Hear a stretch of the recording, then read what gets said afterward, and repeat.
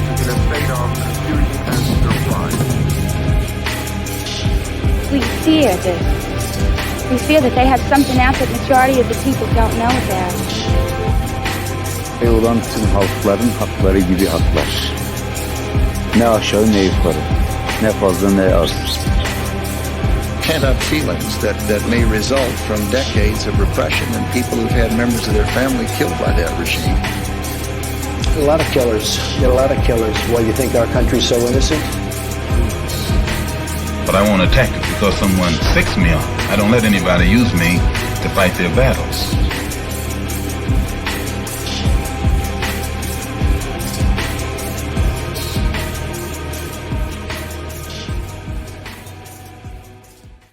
Hello and welcome to Varn Blog, and today I'm with an old friend, internet-wise, and someone who's mutual friends with several people in real life, Jonathan Korman, who blogs at Miniver, that is M-I-N-I-V-E-R at blogspot.com. Yeah, I've been trying to step that back up again. We'll see how that goes. He's one of the last bloggers who's not on Substack. It's interesting because, as a side note, Substack basically brought blogging back to 1996, but figured out how to monetize it. It's actually quite weird. So I'm like, reminds me of like Yahoo Group mass email list. Really, everything old is new again.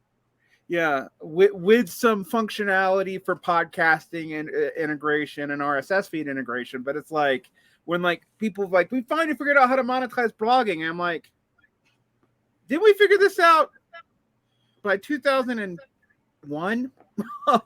Anyway, so you deal with tech.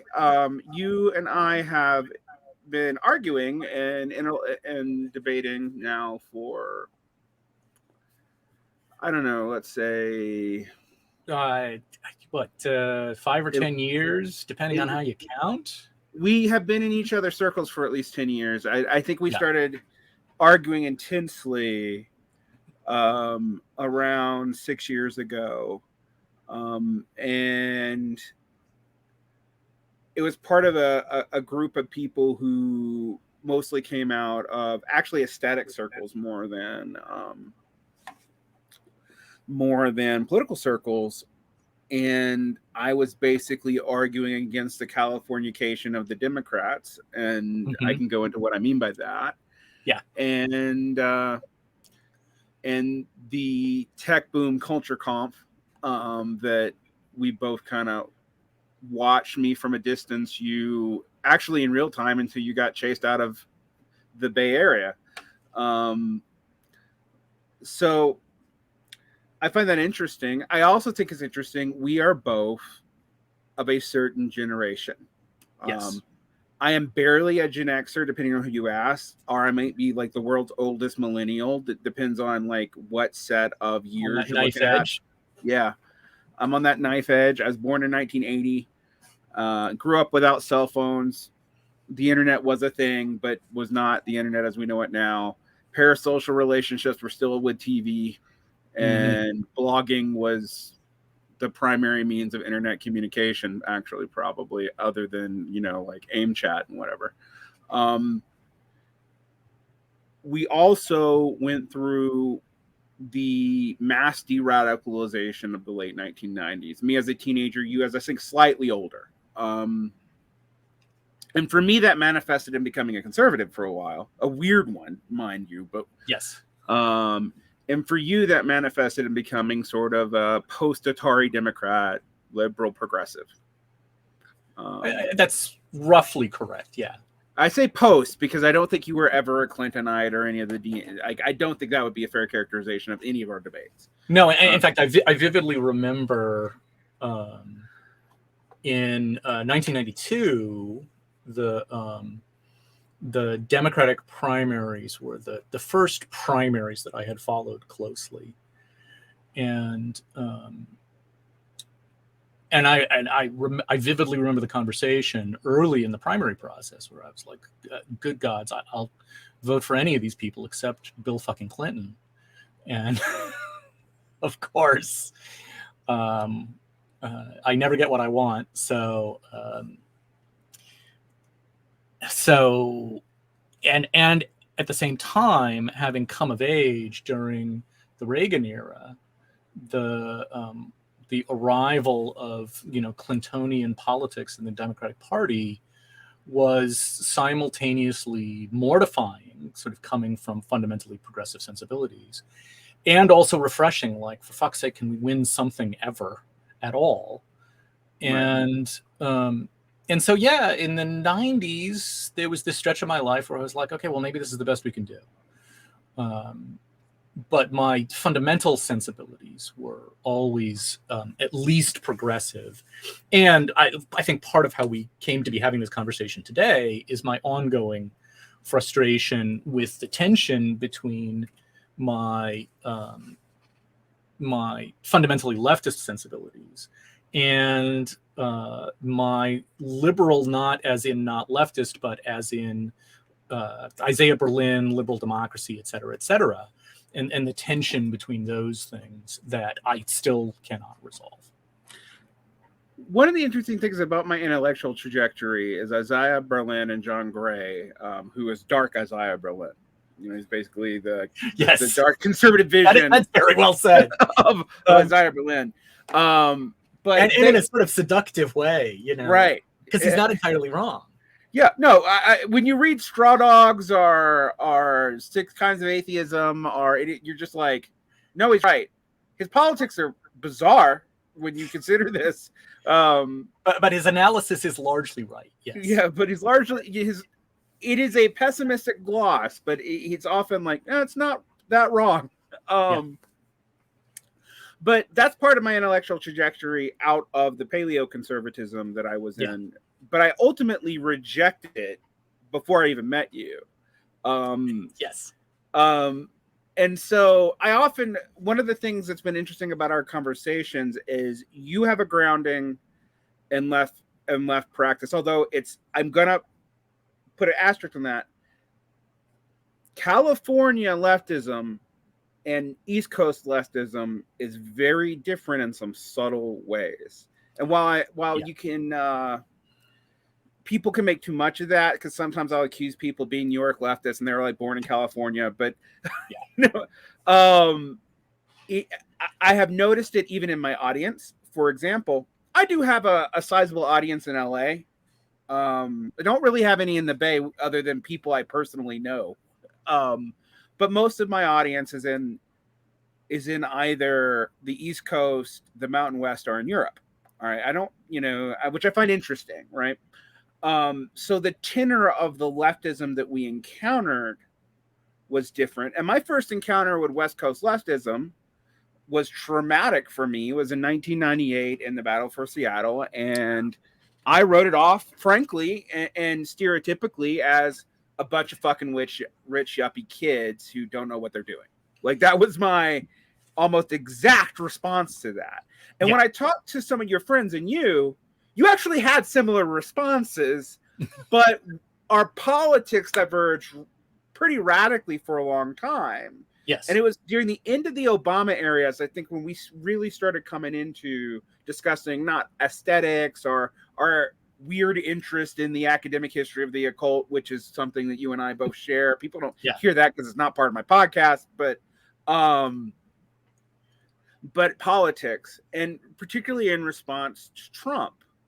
And a lot of people, not so much you, but a lot of people around you, particularly from California, were horrified by some of what we said about the Democrats, at that time, that they had actually enabled this, that Trumpism was a symptom of a disease, that it wasn't about a singular personality, that these were, and you could get people to kind of glitz on the parts of that, but they would balk at other parts of it. And I would say things like, look, you probably could not talk to these people outside of California easily without showing a kind of contempt for them that would make even people of color balk at you. And and what I saw is you increasingly kind of seeing where I was coming from, but also being like, yeah, but I can't go as far as you on this. And I think the Biden election, and what I want to give you credit for is I think you were one of the people out of that circle who saw the Biden election go sour faster than a lot of the people that were in our circles. Because a lot of people, even a lot of leftists, even a lot of far radical leftists, we're kind of still making excuses for a year. Yeah.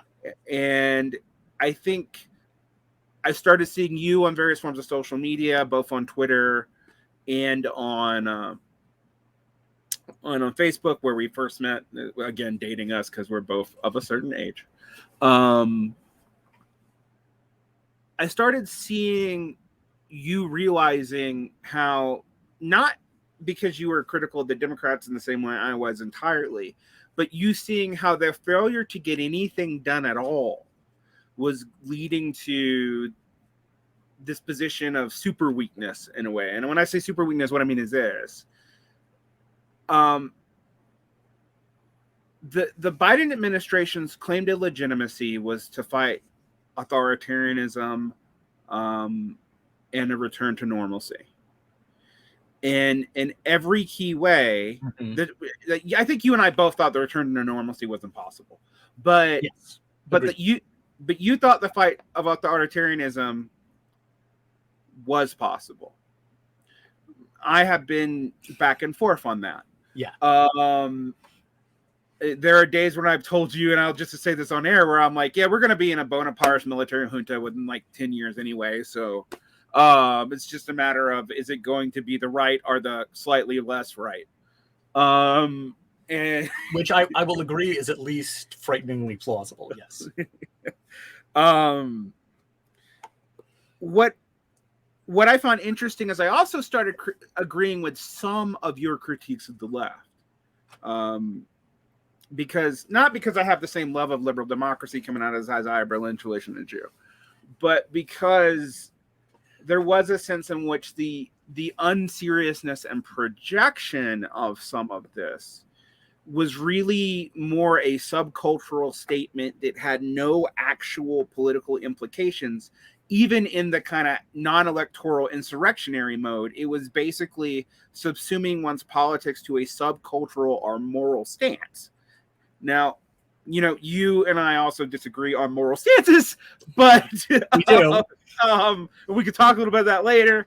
But I think I agree with you on that, because I'm like, I'm seeing all these leftists not able to do, all they can seemingly do is differentiate themselves by taking more and more extreme or bizarre positions.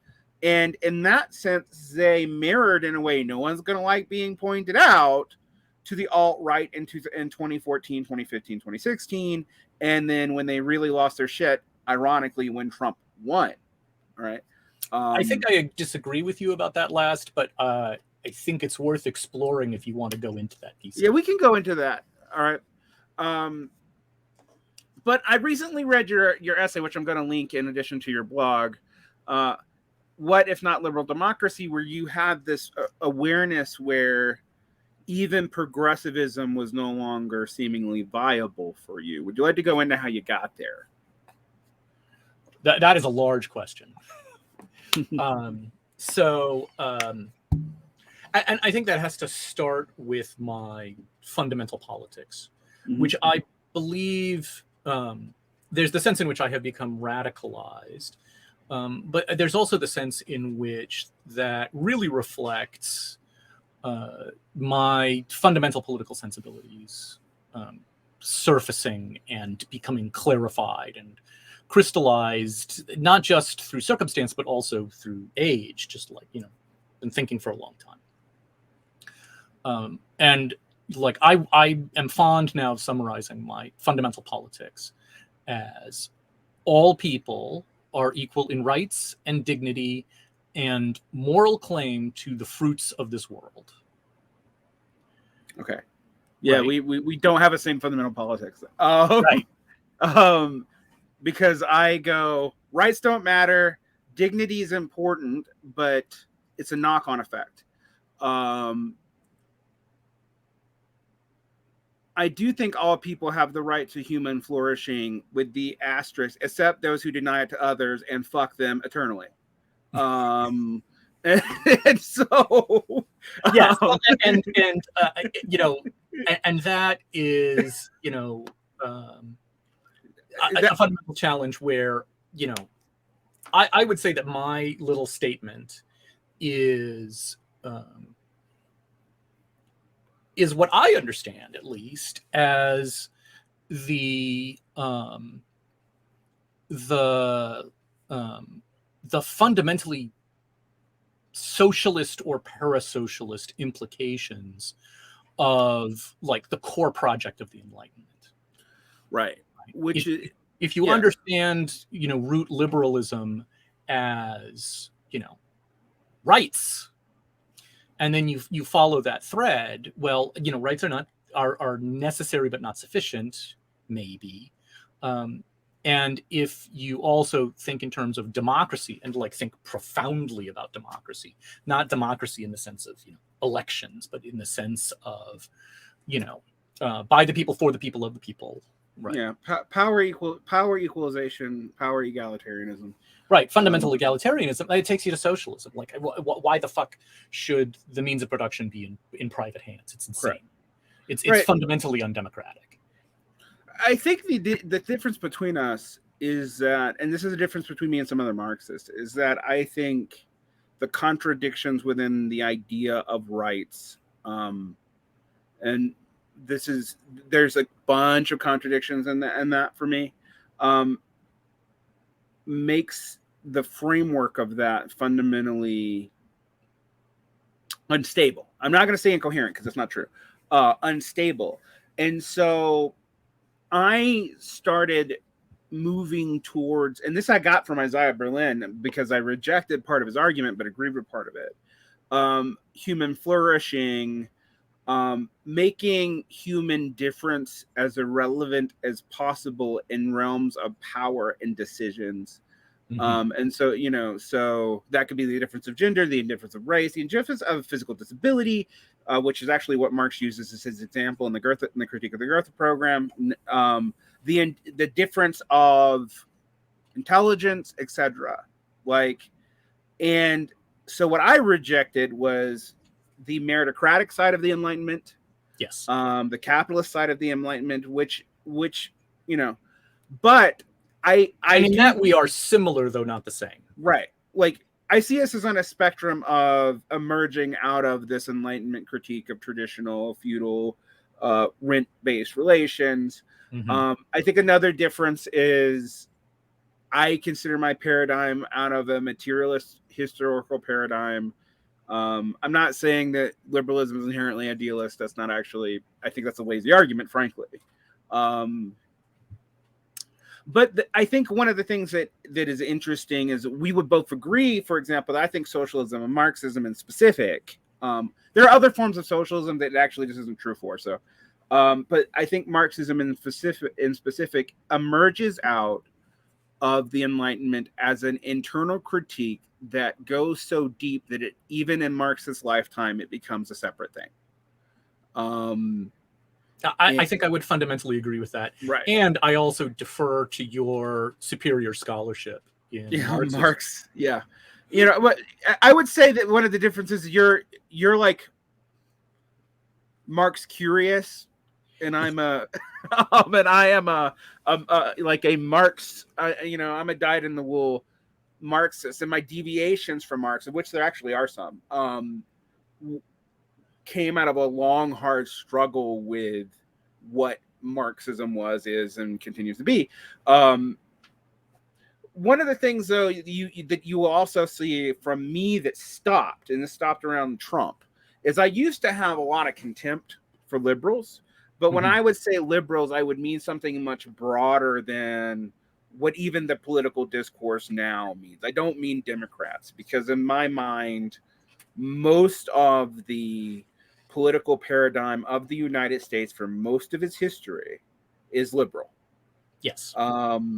Well, there are exceptions. I Confederacy's an exception. That's a very profound question, actually. Right? Okay.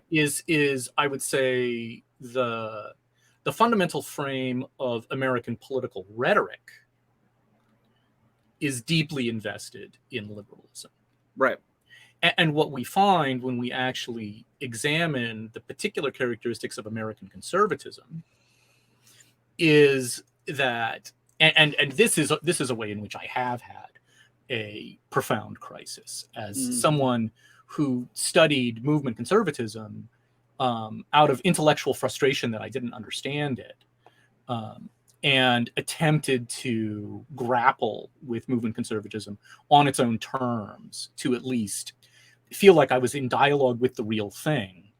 And one of the ways in which Trump and Trumpism damaged my understanding of politics in general and American politics in particular is with like just a gentle nudge from the emergence of this peculiar figure. The entire edifice of movement conservatism collapses under the contradictions that were evident to anyone who was not a movement conservative. And behind it, we see revealed, actually, American conservatism is fundamentally opposed to liberalism, however conceived, holds that liberalism is in fact fundamentally illegitimate, and attempts to name and frame its claims in the American language, which is fundamentally liberal, right? But it's all bullshit, right? So the American right really is a right just like any other and fundamentally opposed to the entirety of the liberal project and sensibility. So this is where I would both agree and disagree with you. And this comes out of my understanding of Bonapartism.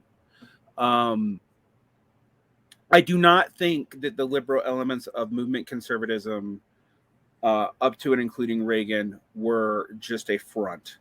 What I do think is the contradictions in that movement, and by that I mean that they never really made sense. They never did. The conservative synthesis never made sense. Right, and the reason why they love Reagan is because he had a voice which made it sound like it made sense. Right. In some ways, Reagan was the honey to Trump's vinegar. And in another way, what they both represented for elite conservatism was the end of the New England Brahmin aristocracy that had run both parties. And that has been kind of missed, that it really starts with Reagan. It had not been a major power player in the Democratic Party really since FDR. Yeah, that's probably true. Actually, ironically, the person closest to the old New England power base in the Democratic Party was Barack Obama. I see what you're getting at there. Through his grandmother, literally related to that power base. But again, not purely from it. He's also, the child of an immigrant. So he's also kind of a break, but unlike, Carter the peanut farmer, LBJ the Texas dick swinger, JFK the nouveau riche Catholic, that Nixon, the Bushes, even to a lesser degree Gerald Ford, that's complicated actually, come out of that tradition. And that literal lineage. You have to understand Nixon as not simply emergent from that tradition, but a reaction to it that is deeply engaged with it. Right. I mean, I also understand FDR as that too. By the way, so in a way, Trump really does signify the end of the old Republican politics of the United States. And by that, I don't just mean big R, I also mean small And so I get the freak out. It is partially him saying the quiet parts loud. But what I've noticed in this, and this is where I'm going to agree with you, is the veneer of that liberal allegiance of a kind of movement conservatism was stripped away so fast. And to see things that even a younger me would have been not even opposed to, such as the emergence of a red Tory faction in the United States, which there now is. It goes under the name National Conservative. And it's super weird. And it's super weird and adjacent to some really horrible things. And like, which is sometimes like I go back and think about younger me when I'm coming out of this paleo conservative world, hoping, well, like red Toryism doesn't sound so bad. And then I actually see it. I'm like, never mind. Right, it's horrific. Yeah. Right. It's everything bad. But it is interesting to look at the kind of contradictions, and I think your blog post actually gets into this. And I'm going to read,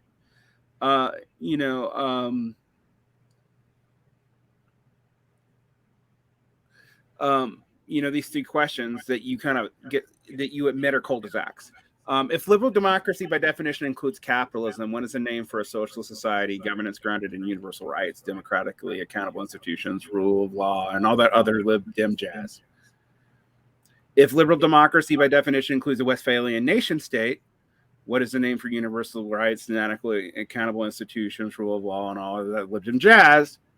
And if you reject lib dem universal rights, democratically accountable institutions, rule of law, et cetera, to the cursive and metal produce of injustice, what governance principle and forms you propose instead? And what I have seen going, and this is me, again, being a Marx scholar, being a scholar of the end of the French revolutions, plural, we have seen this before. These contradictions rear their head over and over and over again. These contradictions produce fascism. They also produce other things. And this is something I kind of push back on the F word being thrown around so much. Because I'm like, there are things that are terrifying that are not fascist. And depending on where Trumpism goes, I mean, I think the scholar Enzo Traverso actually was right to call Trumpism post-fascist or para-fascist or something like that. It can go a lot of different ways, one of which is back to pure fascism, another of which is to right-wing populism, which is not fascism, and people do need to realize that. Yes. Another is an incoherent populism of both right and left, which actually probably would resemble something closer to fascism than the right-wing populism would. But isn't quite the same thing because there's no mass politics, no paramilitaries in the street, etc. What we have is a little bit of all of it still. Like, no one side of this coalition of unholy possibilities has actually clearly emerged. And I would say fundamentally what's happening in these United States is we are in a moment of profound political realignment. Right. At least as profound as the emergence of movement conservatism, which was secured by Reagan. And movement conservatism has been the lodestar of American politics basically for my entire adult lifetime, right? Right. Reagan secured that, and the Democrats became the neoliberal party that was not movement conservatism and was in reaction to movement conservatism and in opposition to movement conservatism. And the order before that, was the New Deal order, right? And so you had, the Democrats as the New Deal and the Republicans as, well, the New Deal, but not so much, right? Right. And this is and there's two factions of Democrats. Let's be honest. There's the Truman Democrats and the Wallace Democrats, which is the New Deal plus and the New Deal minus. But yes, which again was manifested in the fights between JFK and LBJ, which was again also Great Society minus that's JFK, and Great Society Plus, that's LBJ, but then LBJ gets all the anti-communist stuff involved and collapses it all. Right. You know, like, right. So we are in the throes of a realignment. And I think it's a mistake to think it's a realignment as profound as the emergence of movement conservatism. I think it's a realignment as profound as the emergence of the New Deal, if not even more profound. So my only thing that I would put, I'm not saying this is wrong, but I am going to put it in a worldwide context. So in the context of the 80s, movement conservatism really was limited to the English-speaking world in the way that we think about it. Yes, I believe that's correct. And again, my scholarship is not strong enough to make a strong statement. Right. I have looked into this, but like conservatives in France do not look like movement conservatives. Right. And the nationalist movement in these areas, which is older and more rooted to pre-liberal reactionary forces, has been the inhibit threat to that, and has become, it has not won, but it comes closer to winning every round. But the English-speaking world kind of mirrored the U.S.'s trajectory. Britain actually in some way presages it with the slight neoliberalization under the last Labour government before Thatcher, and then New Labour emerging. Which is mirrored by Carter and Reagan. You know, right. It is easy to forget now how much Carter represented a neoliberal insurgency within the Democratic Party as compared to the New Deal tradition. Right. I mean, basically, and the kind of conservative oversight of the New Deal tradition dies with Nixon. Sometimes we call Nixon, like, I think calling Nixon the last old liberal president is actually true. So, like, for all this racism, and, you know, and I think that is also something that I think is important to note about Nixon. For all the things we consider about him to be morally heinous, that is because that is a result of an alignment and a contradiction of his fundamental position. The other thing now is it seems like the kind of corruption that we saw under Nixon is so fucking commonplace that it seems quaint. Like when you go back and look at what Watergate was really about, it's small potatoes on contemporary terms, which is mortifying because, you know, it shook the Republic at the time. Right. As it should have. And well, you know what I think, the crisis of Nixon is interesting because it's when the American faith in institutions really breaks in a way that I think we've never recovered for. And as it is an assumed background thing in our generation. And yes. I don't always believe in generational politics, but I do think Gen Xers grew up with, you don't trust the system, it's fucked. And the alternative systems just collapsed. Right. Yes. Like this, like, and I always point that out. Like when you were like, people go like, Gen Xers are reactionary. I'm like, yeah, but think about what they lived through. Like the Democrats became right wing, the Soviet Union falls apart. The populist revolutions of the 70s mostly go highly reactionary, and in the Middle East and in parts of Europe. I mean, like, that's the context. Mm-hmm. Millennials don't have that context. Millennials have this other very different experience in which they can't even really conceive of effective institutions. Right, until now, which is why Trump was, I think, a shock to them. One of the things I think is true again about younger millennials who are just, if they're just a few years younger than me, if they were not already adults when 9/11 happened, mm-hmm. right?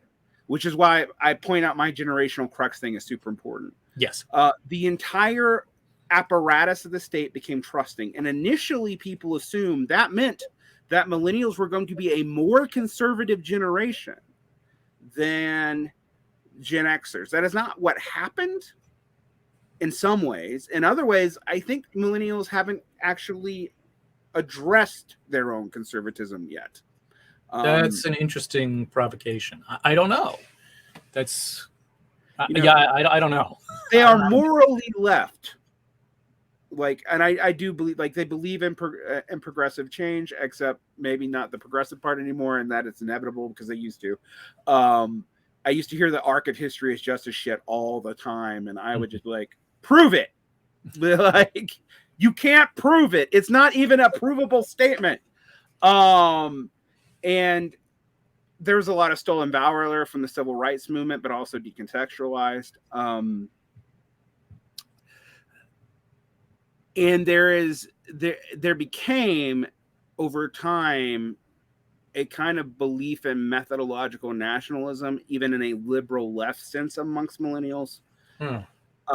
They trusted not just institutions, but the state explicitly, until Trump happened. And I think that was a wall. Mm-hmm. Now, anyone who knows the vagaries of American politics would not have been surprised at a Republican winning. Like, this is since since 74, this is when I think really movement conservatism begins, but it's also when party sorting starts happening amongst not so much amongst class lines, but amongst ideological lines. Mm-hmm. Well, and the weird geographic sorting that we've seen in the last few decades. And it took the entirety of like the 80s and 90s for that geographical sorting to work out, which is also forgotten. So millennials have assumed, for example, the South has always been red, and I'm like, and it was just that the Democrats were Republicans. I'm like, in some ways, yes, but in some ways, absolutely not. That you like, these were not small state governments. You know, they were states' rightists, but they believed in intervention in almost every realm of life, actually. So like, and not always things that we would consider reactionary. Like Georgia was one of the first states to try to fund free college by grants to middle class kids who had a B plus or higher. Well, I mean, let's cut to the chase here. Mm-hmm. American conservatives, and I am grateful that somehow Steve Bannon is just personally pissed off Donald Trump, because Bannon understands that what most conservative white Americans want is progressive policy, but only for white people. Right. If only for deserving white people, and even that's going to be with a big ass. Well, and you get into like, what do we mean whiteness, and it gets slippery, and then you get into this question of deservingness, right? If Trump had the good sense to say, okay, well, the first policy of the Trump administration is going to be Medicare for everybody except for immigrants and felons, right? He would have broken the Democratic Party into a million pieces. He would have put people like me in a horrendous political bind.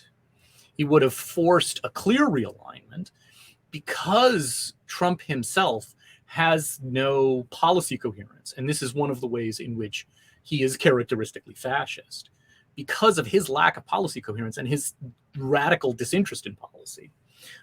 He didn't have the capacity to do that, which is why we are still in this churning realignment that you were talking about like, there's the 15 horsemen of the apocalypse all fighting to be the new lodestar of American conservatism. And in fact, the new lodestar comparable to the New Deal, comparable to movement conservatism, right? What is the main thing? Nobody knows. Everybody's running around. Nobody wants to be without a chair when the music stops. And there is no telling where that will land. Right. For example, DeSantis picks up of Trump's cultural politics, but still is actually basically a GOP insider, which is what Trump ultimately kind of ended up being. Well, again, because his disinterest in policy and his inability to do the politics of politics. Right. He does the parasociality, which has become an obsession of mine in exploring, because it's a cul-de-sac of many things. One of the other things that you and I maybe agree on, I actually don't know, we haven't talked about it, was the emergence of the squad as a progressive force, but the fact that very quickly it moved from a policy force to a few key members of that squad, and mostly a parasocial online media relationship, ignoring the actual voting trends And nor the reason why those voting trends were the way, because it's not all betrayal. Some of it's structural to the Democratic Party. Yes. And that was something that I was like, you guys have to look at that. If you want to defeat that, just picking the right people is not enough. And what movement conservatism learned that progressives never did, all right, was para-institutionality is required for that, and it needs to be built over a long time. Yes, and because, well, and but the reason for that, I don't need to tell you, it's material conditions.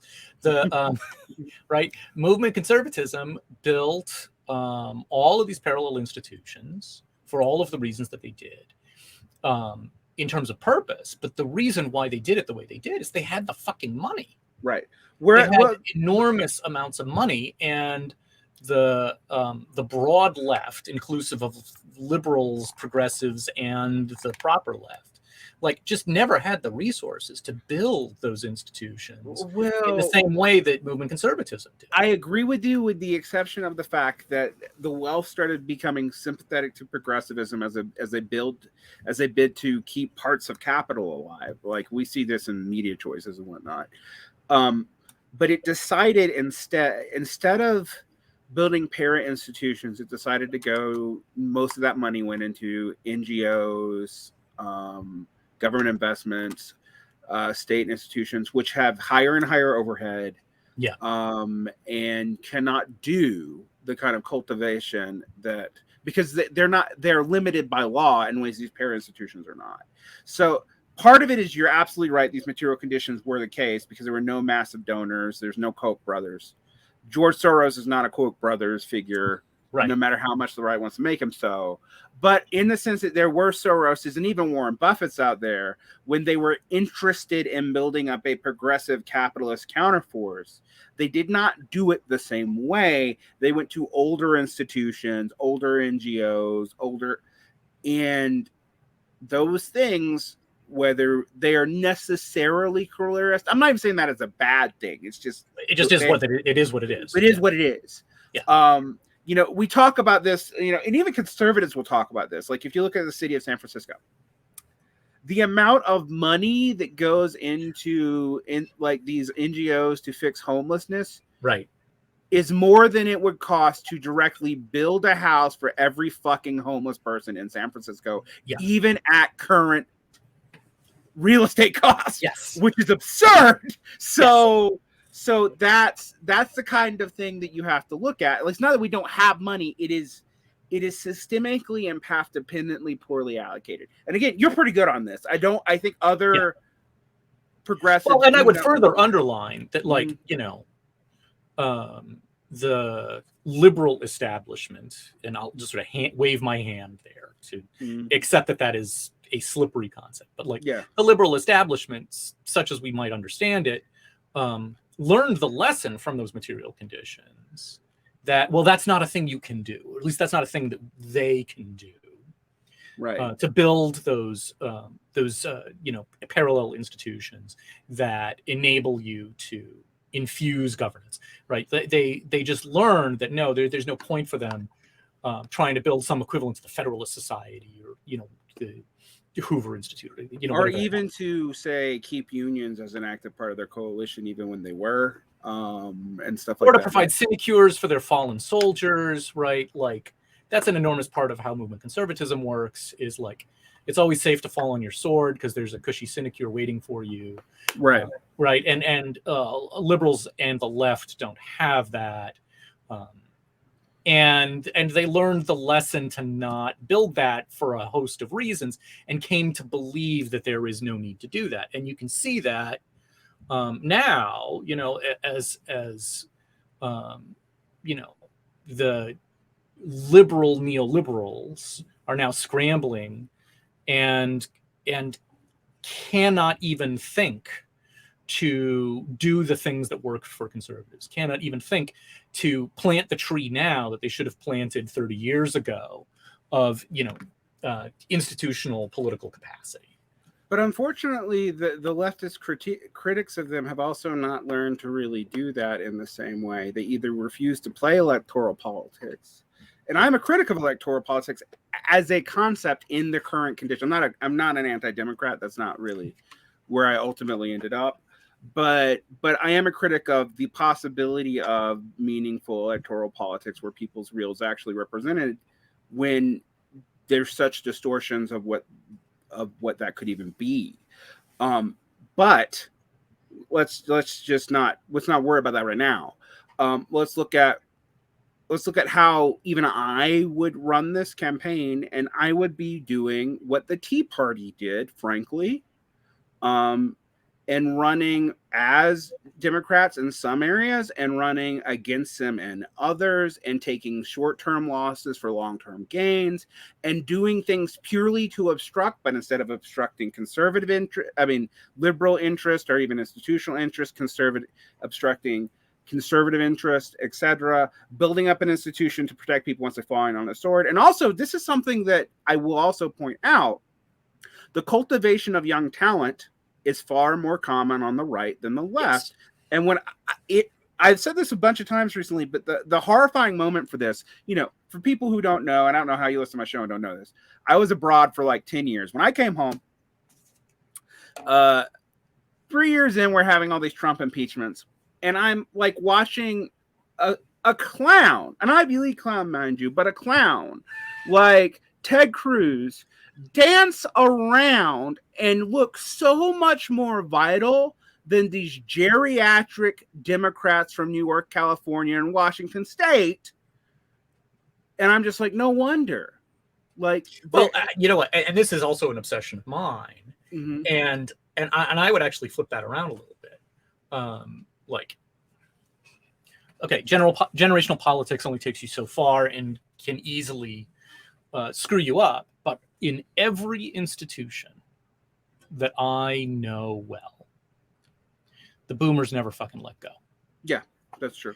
Not only do they hold on to their power and positions, not only do they fail to groom successors. Be careful with that groom word. No, I'm kidding. yeah, not in that sense. But like, not only do they not, cultivate, successors among, poor, sad Generation X like me, and much less millennials. But they actively disrupt any ability of the next generations to cultivate their capacity to step into positions of power and authority. And I see that in every institutional space. I see that too, except the radical exception is institutional conservatism. Institutional conservatism, like, if you show up young, if you show up young, smart, and prepared to be dedicated to the cause, like, they will fast track you to everything. Like, your road will be paved, and it'll be comfortable and wonderful. And if you are, it's like conservative movement boomers are the only people who believe in the future from the boomer generation. Oh yeah, disturbing reverse. Yeah, I know, isn't it? But it is an anecdotal observation that I have not found any disproof of. Right? Like, and I've gone in statistics and looked like, nope, it really looks true. Like, the movement conservatives are the only people whose boomers were like, no, we got to step out of the way. We're going to cultivate these people. Yeah. And everywhere else that I know, I'm sort of like the other interesting exception is the tech industry, scare quotes, for complicated, weird, contingent reasons that are specific to that context. But like everywhere else, boomers never let go. They never let go. And so institutional conservatism has had this advantage in playing that long game and being able to cultivate that and committing to cultivating that. And of course, that includes institutional conservatism, which is not just conservatism in the movement conservative sense, but the actual right, the proper right, the far right, including these fascist, para-fascist, and other weird far right flavors. Neo-reaction and all of these contenders to the throne of the the future of the right. Right? They all invest in the youngs. As far as I've actually seen, and this is an interesting thing to think about. I think I always just tell people, why are you obsessed with the Proud Boys when the 3%ers exist? Why are you obsessed with the 3%ers when the cops exist? Why are you obsessed with the cops when the entire apparatus structure exists? Like, there's always something else larger to look at, and a lot of these things are distractions. But this is a crucial point.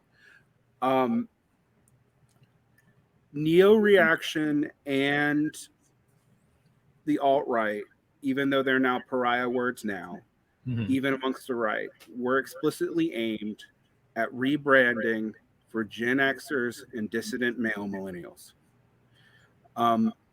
And while you're right that whiteness was a huge part of that, they are even willing to throw that under the bus for their larger project if they want to stay around.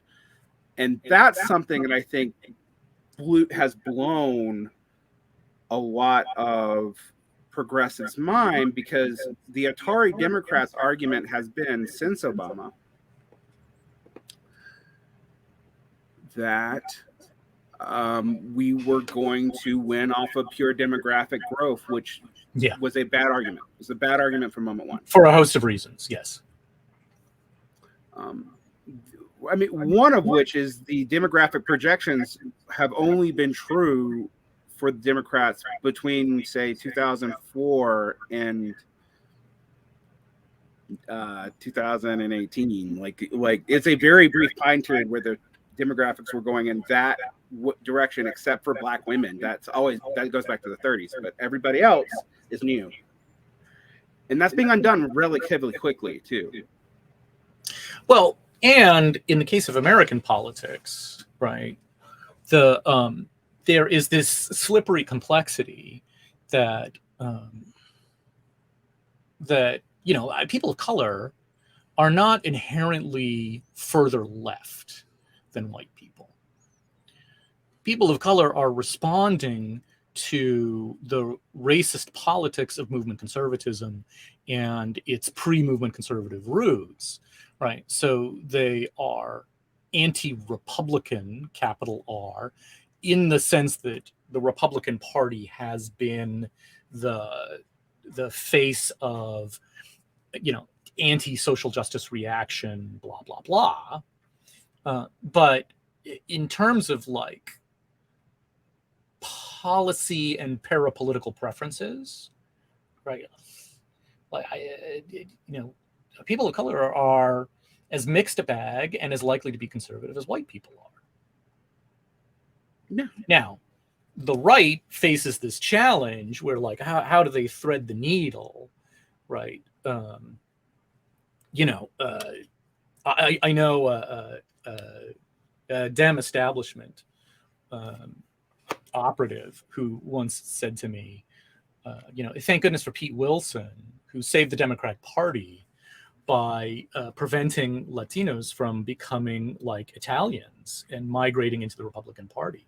In order to win the governorship in California, he just played on, anti-immigrant, anti-Mexican racism and linked that to the Republican Party in a way that they have not been able to fully let go of. And which you see in, the early stages of the Trump administration and Trump's candidacy. Right? How do you get from that place to a place where you can seize the conservatism among American people of color? I don't know. But as you say, there are elements in the American right that want to find a way to thread that needle. They're not, a lot of them are, incredibly racist bigots, just bafflingly racist bigots. But not all of them are, and not all of them prioritize that over their other, inclinations. So I point out that the national conservative movement's almost all led by Southeast Asians and by Latinos. Even if it's rank and file membership is mostly right, that's not the face it's putting forward anymore. Well, and part of that is like part of the dynamics of movement building, in which, you know, if you are a person of color in those movements, good gods, do they want to put you at the front of the stage in order to show that they're not racist, while also doing all of the racism at the same time, right? Like, so it's not like that's entirely organic to the ideologies of those movements. Like, there's still plenty of frickin' racism to go around there. Oh, sure. But I think the shift to nationalism, more complicated than just, you know, the right is also inherently racist, and the broad left is a place that is organically natural to all people of color and not racist, when in fact we know that, like, it's way more complicated than that on all of those dimensions. Right. Well, I mean, if you look at the progressive left in a Pew poll, it's the rightest. It's actually the widest singular demographic in the country as far as its voting populace, and one of the most male, too. Only followed by what is it? God and country conservatives is what they called them, or whatever. But so it's like right there, back to back, which tells you it's sort of an elite political discourse in a lot of ways, and that. Well, and specifically also, you know, like.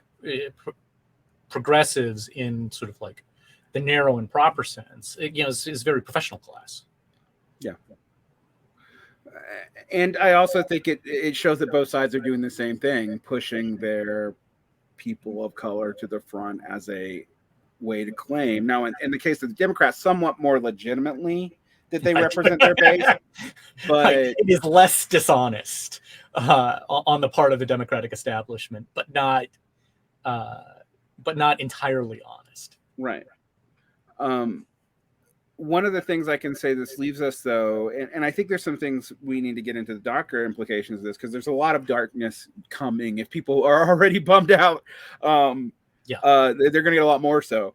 One of the things about this that I have seen that you have documented is the decoupling of positions from alignment on both sides, but particularly on the right. I've now seen it, though, on the left, too. And it's a more minority position on the left. It's mostly the subject of very strange Twitter and streamer discourses. But what I've warned people is, you guys have always told me that streamer and Twitter and Facebook and whatever subcultural discourses don't matter until they're in the streets and then they're real. Yeah. I find it funny, actually. A lot of people who were much more afraid of the alt-right than me were like, oh my God. And then I point out the stuff on the left and they're like, but that's just a weird streamer discourse. I'm like, you can't have it both ways. Like there are just as many, or actually more of these weirdos than those weirdos. But I have become concerned about this in a way that makes me almost mirror a centrist. Even though I'm not. That would help us all. Yeah. But I have been a sign of the apocalypse. But I have been very interested in how these aesthetic movements. One of the things I said to a friend of mine, I'll say his name, Sam Kangaroo, MMT guy, we were talking, and I said, look, in the under 40 set, I'm never going to call themselves conservatives. But they might get themselves to adopt conservative policies by the most tortured readings of Marx or Lenin or Stalin or China or anti-imperialism or whatever. And that's not new. It's happened before. It actually happened with a lot of the silent generation radicals. Mm-hmm. The people that we often attribute to being boomers, they're actually most of the new left with silent generation. Yeah. And silents are actually really politically interesting. Yeah, they are in a bunch of ways, including, of course, they're far more left wing than boomers, but they're also way more given to like radical polarization too. So. Well, and like all of those neocons who came out of the left, and then went through that deeply bizarre transformation. Oh yeah, that's the people say that, they talk about the trot. People say the trot, the fascist pipeline, and trot the neocon pipeline. I'm like, it's way more complicated than that. It was an entire generation of leftists, a lot of whom were Trotskyists. That was a dominant tradition in America after the CPUSA's problems in the 50s. What with Stalinism turning out to be bad. Yeah, that too. Although, I mean, there's a whole lot of reasons why that happened, right? Although, who knew that we lived to see that to be a controversial statement? Well, I think you are more worried about, tankies than I am. I don't call them tankies, but yeah, I'm actually not really worried about them in the sense that I don't think that they will ever have policy proposals, and most of the smarter people, and they're super young, most of them are. Yeah. What I worry about them though is that they will actually be a way towards weirder and weirder politics that radicalize people more right wing. They'll be marginal, but Broderism, LaRoucheism, all these things mirror this. We have seen this before, and they become allies of the right and an on-ramp for people who are very frustrated with the rightfully frustrating class tendencies of professionals. I don't like linking professionals and managerials together. They're kind of different. And this section of the petite bourgeois and parts of the working class that, I mean, to me, yeah, they're annoying. They are annoying. Anyone who's ever lived in either of the major metropoles in the United States has had to roll their eyes at them, even if they were one of them. Yeah. Like, and I certainly count myself among that number. Right. I mean, the other thing I always talk about PMC discourse is like it's PMC on PMC violence, and I don't even believe in the category. Like the reason why, but it is from a sense of familiarity, right? You do see the flaws of the people like you. Yeah. First, while for example, while I'm a big class guy, this is one of our big debates, I'm actually not a workerist because I come from that world. And when I read Hillbilly Elegy, if you take the stupid J.D. Vance moralizing out and is hiding how he got his advantage out, which for people who don't know, it was a state senator, and he had a kind of decent placement as a non-infantryman in the military and got him access to that senator, and that's how he started getting advantages. That's all written out of the story. But I actually found a lot of his descriptions to be accurate. And when a lot of leftists from California were like, that's not what the working class is like, I'm like, yes, it is. It absolutely is. They are that addicted to porn. They are not. Well, okay, so if we're going to talk specifically about Vance, and that's fun to do. Yeah. But Vance is an interesting figure he's a part of this realignment, too. Yeah, no, he's actually a fascinating figure. And he went from Trump-splainer to Trumpist. Yes. And I could not get through Hillbilly Elegy because I had been inoculated by Joe Badgant, who I think is a much better observer, a more profound observer of the same thing that Vance is reaching for, where his fucked up sensibilities screw up the things that are perceptive about his evocation of the world that he's talking about. I think you're absolutely correct, but I unfortunately discovered Joe Badgant reading J.D. Vance. That's great. What I was reacting to, though, was people reading all this stuff from the 30s, or Studs Terkel, and me going, that's not, that may have been true. That sounds like my grandfather. Yeah. Right? But that doesn't sound like my father. Like the lumpenization of the broad working class. And I don't mean that in a moral sense. I mean, literally everything's become more precarious. Drugs are much more part of the culture. Religious affiliation is totally aspirational. They don't go to church. Like these things are all observations that came out of my own life. Yeah. And they actually at first leaned conservative, and then later on I began like, but these are the symptoms of poverty, and I hate poverty, and this is what it's done to the working class. Yes. Like that was my response. And my frustration with Vance was the victim blaming and the hiding how he got out. Yes. But his and just like the transparent psychology of that. Right. Like, exactly. That he has to believe that it is his special virtue which enabled him to escape from the horrors of blah blah blah. Right. the Hollers of Hillbilly on Wood, which he was not really a part of. He's really part of Rust Belt poverty culture. But the stuff about parents and the stuff about like divorce, growing up in the 80s, that all felt very real to me when I stripped out the moralizing. Yeah. But you're right, Banjit's writes better about it, as does what's her face. She wrote the Glass Palace. What's that book? It made it into a movie that was also bad. Oh, that is tickling the back of my brain, but I can't get it. But basically, this whole spectrum of writers who come out of the quote white working class, I will contest that phraseology too. Yeah, no, it's a problem for all the reasons that it's a problem. I'm with you. I'm like, the working class is multiracial and always has been.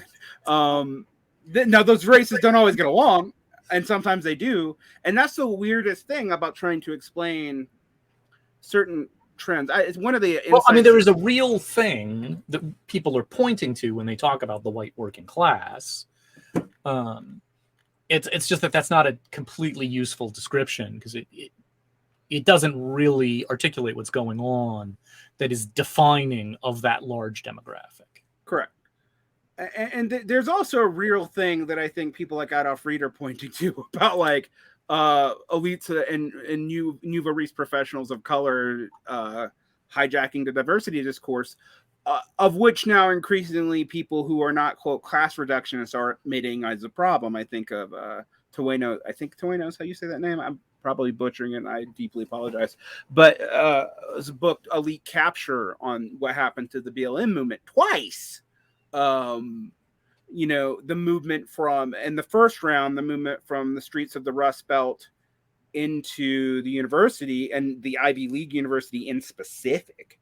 And in the second round, from the streets of the Rust Belt to everywhere. And I actually don't think this is bad, but then to the diversification of TV shows.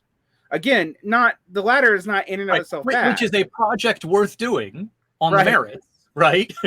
Right. That is a very worthwhile project, and it was worth fighting for, and it's worth an ongoing fight. And also, like, you don't have to be Mr. Super Marxist to say, well, hang on a second, what about the frickin' material conditions?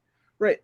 To me, woke capital, to use a phrase that was stolen from leftists by rightists, is a real problem, but it is a problem that is dialectical. And I mean literally, and that there's a good side to it and a bad side to it. It is not just regressive or whatever. It is both. And that's hard to get through people's thick skulls because of parasocial relations and media discourse and the fear of saying certain things leading to capitulating to the right when they steal our language. I mean, my friend Pascal Robert has pointed out that the right has made better use of CRT than any leftist or liberal has ever done. And I laughed, but I was like, you're kind of sadly right. Because what they were able to do was take a niche discourse, trick a bunch of uneducated liberals into defending it as mere anti-racism, which I was like, oh, this is going to backfire, and then use that to expand the niche discourse through the entirety of anti-racism as a way to reach, suburban moms who are watching their schools fall apart. It's a way to both accelerate the schools falling apart, which it is doing, but also appeal to that same frustration, which I think is real. I'm sure Timothy Snyder's expression, Sado Populism. Yes, but let's. I don't think this comes out of a discourse that my audience probably doesn't hear much. So let's go into that. So what is Sado Populism for Snyder? Okay, so for those who don't know, Snyder literally wrote the book on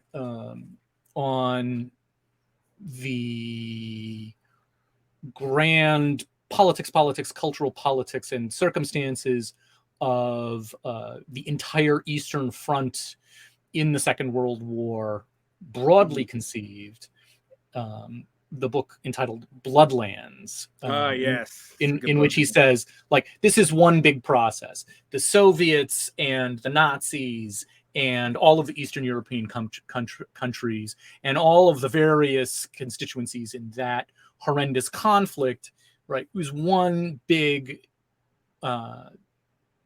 bloody process that needs to be understood as an entire system rather than as, you know, the Nazis did bad things, the Soviets did bad things, or the Nazis and the Soviets were at war. Like, it's a more complex system than that, and it's a, like, you know, it's a vast system of bloody, deadly, horrendous fuckery, and so emerging from that enormous intellectual project in which he had to come to understand Soviet totalitarianism and Nazi totalitarianism and various bloody-minded populist movements and all of the dynamics of how all of that works. And along the way, you know, learned Russian and read all of the Russian stuff and learned German and read all of the German stuff. And in the course of that came to understand something about authoritarianism, which then, as things emerge in Ukraine, yet again, as things emerge in Putinist Russia, he says, well, okay, well, hang on a second. Actually, I have some analytical tools for understanding what is going on with these weird new right movements that is informed by the totalitarianisms and proto-totalitarianisms which produced them with their populist elements. And part of his analysis, and I think the single most powerful part of the analysis, is this thing he calls Sado Populism, in which he says, look, if you want to be an authoritarian populist leader, you might naively think that what you want is for to deliver the goods for your constituency, for the people who support you to have their lives improved by your horrible reign of terror. But that turns out to be naive, because in order to sustain your populist support, what you want is your constituency to be angry, because that's the thing you actually fuel your legitimacy, you know, in fundamental political terms on, is as the expression of their anger at their circumstances. So you don't want to make things better. You want to make things worse. Yep, which is the fundamental calculus, I think, of a lot of what we see right now. When people think Trumpism, they think Huey Long, and what they should really think is all these, you know. No, Huey Long is what Bannon wanted. Right. Yeah, and that's not what Trump does, and that's not what DeSantis does. But there is a possibility. I think people should. One of the things I think, unfortunately, for the immediate future in the United States, because of the failure of the Democrats, which I think is what prompted you to really have your soul-searching moment, right? And you realizing it, I'm going to give you credit. You realize it was, like I said, you realize it was a failure much earlier than a lot of people I knew that were progressive and progressive adjacent. Yeah, I mean, like, you know, I will admit I had that that moment of hopeful euphoria in 2009, right? Even I had that. Right? I didn't have it for as long as you. I mean, I had it until Obama appointed his cabinet, so it was already gone for me by the time he actually stepped in the office. But like, I had that too. I actually talked about this the other day to a bunch of leftists. I was like, quit pretending, unless you were in activist circles and you were an old activist, specifically out of the black community or Chicago. Those people did call Obama. The Glenn Fords and some of his former church people, you know, and maybe some of the Adolph Reeds, those people did have Obama. Some of them were even writing about it as early as the 90s.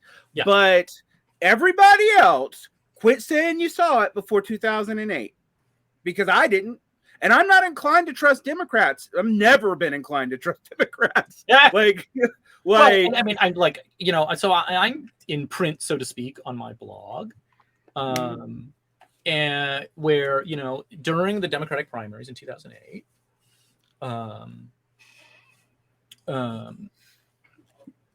I said, well, I don't know, like Clinton is competent-ish and represents the neoliberal turn that I hate, but like has also kind of muddled us through. We could do worse. And I was turned off by how racist her campaign was, believe it or not. People forget this. Oh, people forget. It was horrendous. Like, but people also forget, that early in the primaries, black voters favored Clinton over Obama. Oh yeah, totally. Of their strategic voting, which is entirely logical if you're black. Anyway. So you I have said, no disagreement from me on that assertion. I think it's actually both frustrating and entirely logical. Yeah. No, both in a sort of like sensible way and in a sense of a white guy needs to be careful kind of way. Like I gotta respect that. Like, okay, fine. But so in early 2008, like I looked at and I said, well, okay. So Hillary Clinton is the things that she is. And really the brief for her is that no one knows more about being in a knife fight with movement conservatism than Hillary Clinton. Nobody. In fact, had Trump not come along and realigned the Republican Party, had the Republicans, nominated Ted Cruz or Marco Rubio, Paul Ryan, she would have crushed them like a bug. They would have tried all their movement conservative moves, and she would have slipped every punch and just murdered them. And then we would have had the different horrors of a, Hillary Clinton administration. So there I was in 2008, and I'm like, okay, so Hillary Clinton is Hillary Clinton, and I'm like, she knows that thing. And Obama's claim is he knows something that no one else knows. He knows a way to change the game, to break the vice grip of the dynamics of the movement conservative era and move us to something else. And I don't know if that's true, but it's conceivable. And in this moment, I would like to hope that that's true. So for what it's worth, if you're voting in the primaries, I say vote for Obama because I would like to roll the dice on that. And I think I can claim a small amount of credit for like the inherent skepticism of that. Like, I have no idea if that's true. I have no idea if that's real. Mm-hmm. My logic was not that different at the time. Yeah. And there was this moment of hopeful euphoria that like, okay, not only did Obama win by running a very effective campaign, like he was good at campaigning, and being being an effective person at the theater of American politics, which is no small thing. Like for real. And then there was this moment, I was like, okay, well, actually, because of the confluence of circumstances, this is an opportunity to seize a progressive realignment. This is an opportunity to say, hey, wait a minute, like Citibank almost destroyed us all. Fuck those fucking people. And all of the horses they rode in on. Right. And there was no way to know for sure from the outside if Obama was going to seize that opportunity. And of course, we quickly learned that no, he was going to not only seize that opportunity, he was going to squash it. He was going to destroy the entire progressive complex that had clustered around him during his campaign and just break it into a million pieces on purpose. Right. Right, because he was an agent of the neoliberal order, as we feared. Right. That was not only true, I mean, but it was also particularly disheartening to realize, I think, at the time, because the other thing that I thought was like, okay, we have all these 80s progressives who are all aging, who ran a decent counterinsurgency against Bush on a purplish ticket in 2006, established a supermajority, which people forget. Yeah. Well, and thank the gods, because neoconservatism is fully discredited. That is true even in the Tea Party, which I think also people forget. Yes. Although the Tea Party is like such a stew of weird impulses. Well, I mean, it is a stew of weird impulses. It is incoherent. Its founders immediately disclaimed it because it wasn't what they thought. It was also, for people, I have always find it interesting that when we talk about the left, we talk about recuperation, and we talk about the right, we talk about astroturfing, when in reality both are true for both sides. Yeah. In different ways, but there are very fundamental parallels. Yes. Because there was very, very early on a real, not Koch brothers funded Tea Party movement that was actually aimed at Bush. Oh yeah. Which is forgotten about. Which, in fact, you see in Trump's appeal, right? Mm-hmm. Trump said to conservatives, well, movement conservatism failed you again and again in every way. You know, fuck those fucking people. And like, you know, after 8 years of Obama, the movement conservative coalition was riven with cracks. And it was really riven with cracks. If we really, I'm going to push you a little bit back. It was riven with cracks even before then, because this is me coming out of it. The paleo conservatives were mounting a kind of backdoor attack on the neocons. Yes. The libertarians were waffling back and forth between whether or not they supported those guys, liberals, this kind of neo-Atari liberalism because it was anti-war. Yeah. And I mean, people, you had such ridiculousness as like libertarianism. Yeah. So, you know, but it actually was not as irrational as it seems when you think about the Atari Democrats move from the 80s into the 90s, where, well, if it's only cultural issues you guys care about and it's only cultural issues we care about, we're just going to haggle over regulation, then fuck it. Mm-hmm. No, a lot of those people became liberals or leftists, actually. Like, they just left libertarianism. That's what, like, what happened with libertarianism off this weird coalition is it seemed to be in 2002 to 2012, you would have thought it was a dominant political movement in America. I think that's a little too strong, but I see what you're getting. I mean, but the dominant non-establishment political movement in America. Like, if you went and looked at podcasts, for example, some of this is the nature of the beast. But if you went and looked at podcast, almost all of the political podcasts were libertarian. A kind of intellectual ferment around a gesture toward libertarianism, right? During that time, which was energetic and bracing, but had the problems that libertarianism has. Well, and it also had the incoherences. So, for example, I knew all these people from like the Southeast who were attracted to Ron Paul for his anti-war stance, right? And all these people who read Ron Paul as a libertarian, right? All of these lefties who I knew who like fell into the romance of Ron Paul. Yeah, and actually, if you go digging through my blog, like I've got an enormous page of resources on Ron Paul, primarily directed at lefties, saying Ron Paul isn't even a libertarian. Ron Paul is a tenther. He's a neo-Confederate. He wants authoritarianism at the state level. He just hates the feds because the federal government isn't racist enough. So you and I, interestingly, were both on this tangent at about the same time. We didn't know each other, but mine was actually from the opposite perspective of having come out of that, having come out of this paleo conservative movement. And my trajectory was eventually getting thrown into stuff like Evola and stuff that, you know, people more know about now, but also hitting this wall where I'm like, why is Gary North, Rush Dooney, these dominionists, you know, and actually there was a good article in Reason Magazine of all places talking about this. Why are they hanging out with these quote unquote libertarians? Why are these apologists for the Russian state apparatus, who sounded like Stalinists, sound like Stalinists do now? That's also why I'm familiar with those arguments.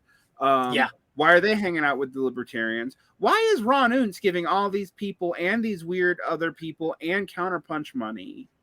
Like, and then Richard Spencer, who was a guy that I knew about as early as 2007, and really came onto the scene in 2010 after he was ousted from American Conservative Magazine as their cultural editor. Although, the folks at American Conservative have come all the way around now. Oh, yeah, I know, but those fucking people. But the thing is, he was on their spectrum always, because Taki and Pat Buchanan were on their spectrum always. Yeah. And I had also come out of this Reform Party world. My stepfather had been a Pro fan. He became a liberal later. And I remembered like the debate in the candidacy in 2000 when Trump was running against Buchanan as a successor to, weirdly, both Perot and Nader in the Reform Party, which is a crazy time, but presages a certain shift in where American politics' dissidents were going to go.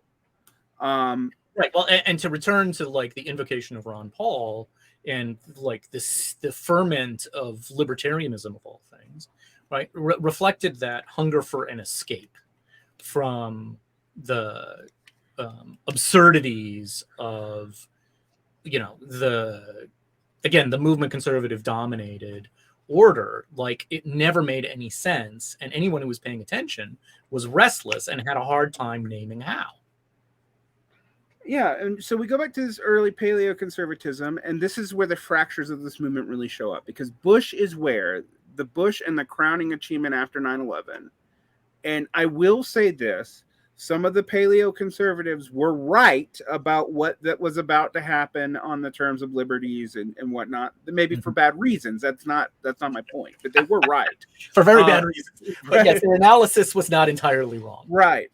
But that's why people like Ron Paul became attractive. And I remember having this is way back, and people are surprised like by Glenn Greenwald's-ness, all over the place now. All right. But I remember Greenwald talking about, Tim Rice defending Obama's drone policy, and his tacit support for Ron Paul. And people forget this. Like, this has been all lost. So, like, people are surprised about Glenn Greenwald. Like, Greenwald's always been all over the place. He's kind of a mercenary. What he hates is the military-industrial complex and anyone he thinks is associated with it. And he's pretty much willing to do anything to fight it, including violate other principles and betray other people he stood up for, not just in American politics, but also in Brazilian politics. Yeah, in this he kind of weirdly parallels Chomsky. What the dark image of Chomsky? What do you mean? Well, I mean, Chomsky. Are we talking about the Cambodian stuff? Because I'm actually in agreement with you on that. That's one of Chomsky's dark spots where he. Yeah, I mean, the thing about Chomsky, he's smart in the ways that he's smart, obviously, and he can be bracing and astringent in a way that very few people can, and he cannot imagine really any geopolitical actor other than the exercise of American power, and the exercise of American power is simply always bad. I mean, this is interesting because it leads him to actually end up unknowingly helping American power in his defense of the Khmer Rouge. Yeah. Because he did not realize and did not know that in the fight against the Vietnamese by proxy, that the U.S. government was actually helping the Khmer Rouge with China because China was trying to piss off the Soviets. And this that's the thing, is like those complexities are invisible to him. Right? Those kinds of dynamics. Because, again, for Chomsky, all there is American power and resistance against it. And you know who else is like that? A lot of Michael Parenti fans, which is the kind of Marxist-Leninist adjacent version of that. And I say this as a person who likes most of Michael Parenti's books, but there's a refusal to deal, although some of them are ridiculous, like his defense of Caesar's ludicrous, but a refusal to deal with the fact that other countries in a capitalist totality have agency that does not necessarily mean for the better. And this is not to say that the unipolar world of the United States was good for anybody. This is just to say that you have to be a realist in some sense. And I don't mean a realist in like the John Mersheimer shit exactly, but a realist in the sense of dealing with states States do what states do. Yeah, Westphalian, and there are a lot of them, and it's complicated. Right. The Westphalian state, ironically, actually does act in this. And this is actually something Chomsky understands, but doesn't ever use this analysis outside of the United States. Yeah. The Westphalian nation state actually acts in the state of nature that the right-wing elements of early liberalism imagined the entire human race did. This is why I like talking to you. It's like, that is horrible and not entirely wrong. I mean, like, when I'm like, nation states act like they're in a state of nature, but individuals don't. Like, that Lockean, Hobbesian proviso is not real for human beings, but it is real for nation states. So, like... Right, because at the global scale, there is no Leviathan. Right. And also, the nation state does not exist as a form of capitalist... I'm going to try to put this in both a Marxist-friendly and a Marxist-unfriendly way. The nation state does not exist as a form of capitalist management in a way that beguiles much cooperation outside of it being forced upon them by a nuclear weapon, which I think is true. Also, to put it in a non-Marxist sense, but nations are in necessary competition for economic resources. There's no way out of that, in a way that individuals actually would not be. So while we always talk about how libertarian... But that's the thing, is it does get complicated, because like you end up with these symbiotic relationships between rivalrous nations. You look at the precarious, bizarre situation, in the relationship now between the United States and China, right? Where they're, kind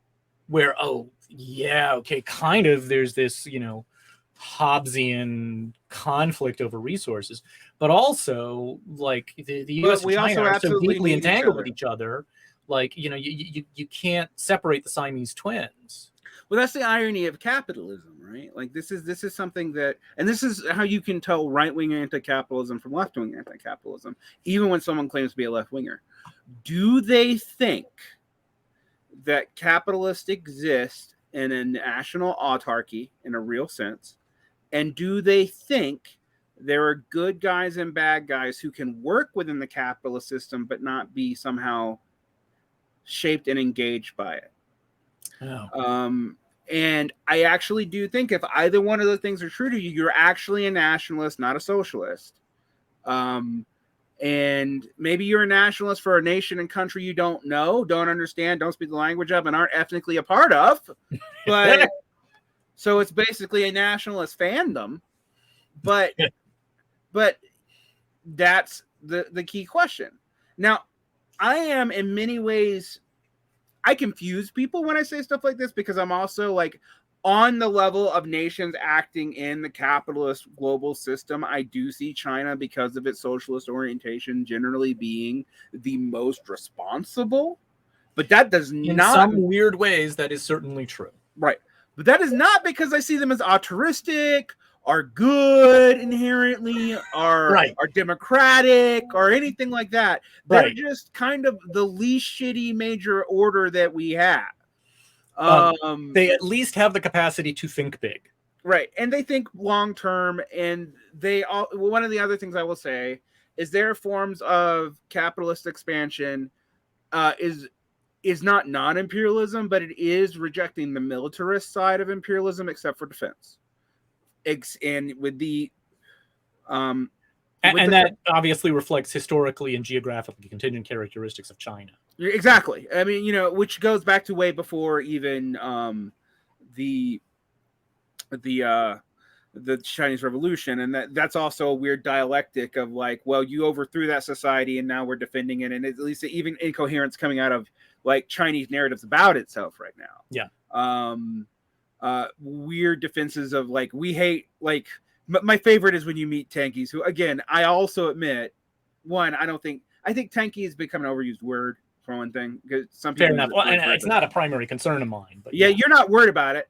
I deal in Marxism and I find them annoying, but they're not really a primary concern of mine, except so much that they are useful, they're useful for a bridge to other politics in a bad way. They're also useful as a way to make us all look bad. Like, yeah, because there's they are always like, definitely useful to the anti-socialists. it's just like, well, no one believes that except that guy just said it on fucking Twitter. Like, you know, for example, when it comes to this Ukraine situation, I think the Ukraine situation is complicated. It's complicated in a way that none of the narratives that I have heard about it that are predominant in Western media, including dissident narratives, really totally grasp.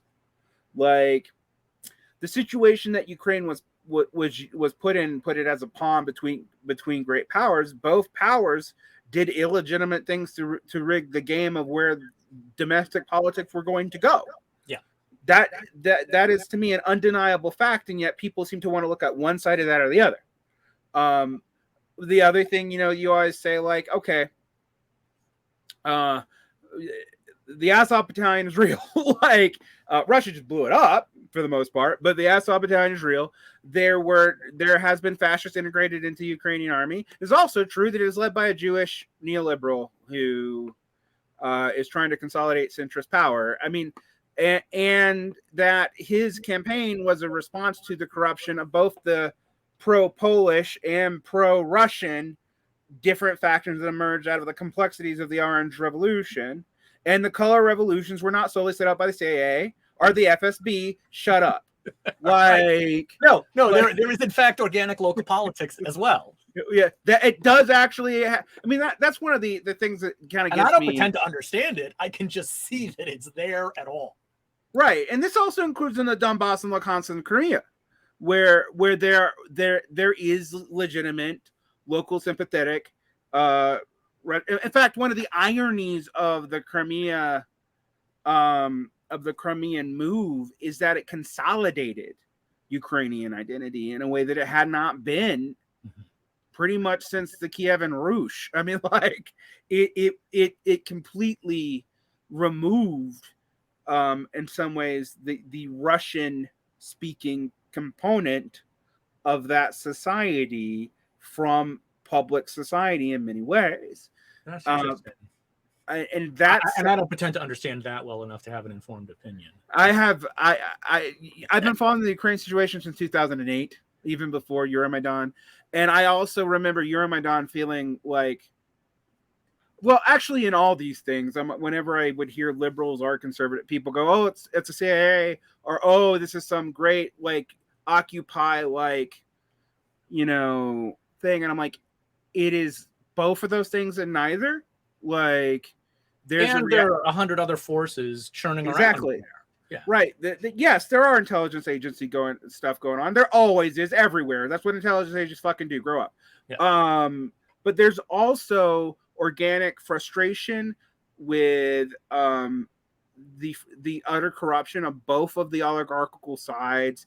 There is the fact that the EU specifically put Ukraine in a box which opened it up for NATO to try to swoop in. Mm-hmm. And it was specifically Angela Merkel who really did the nail in the coffin, not anyone from the US.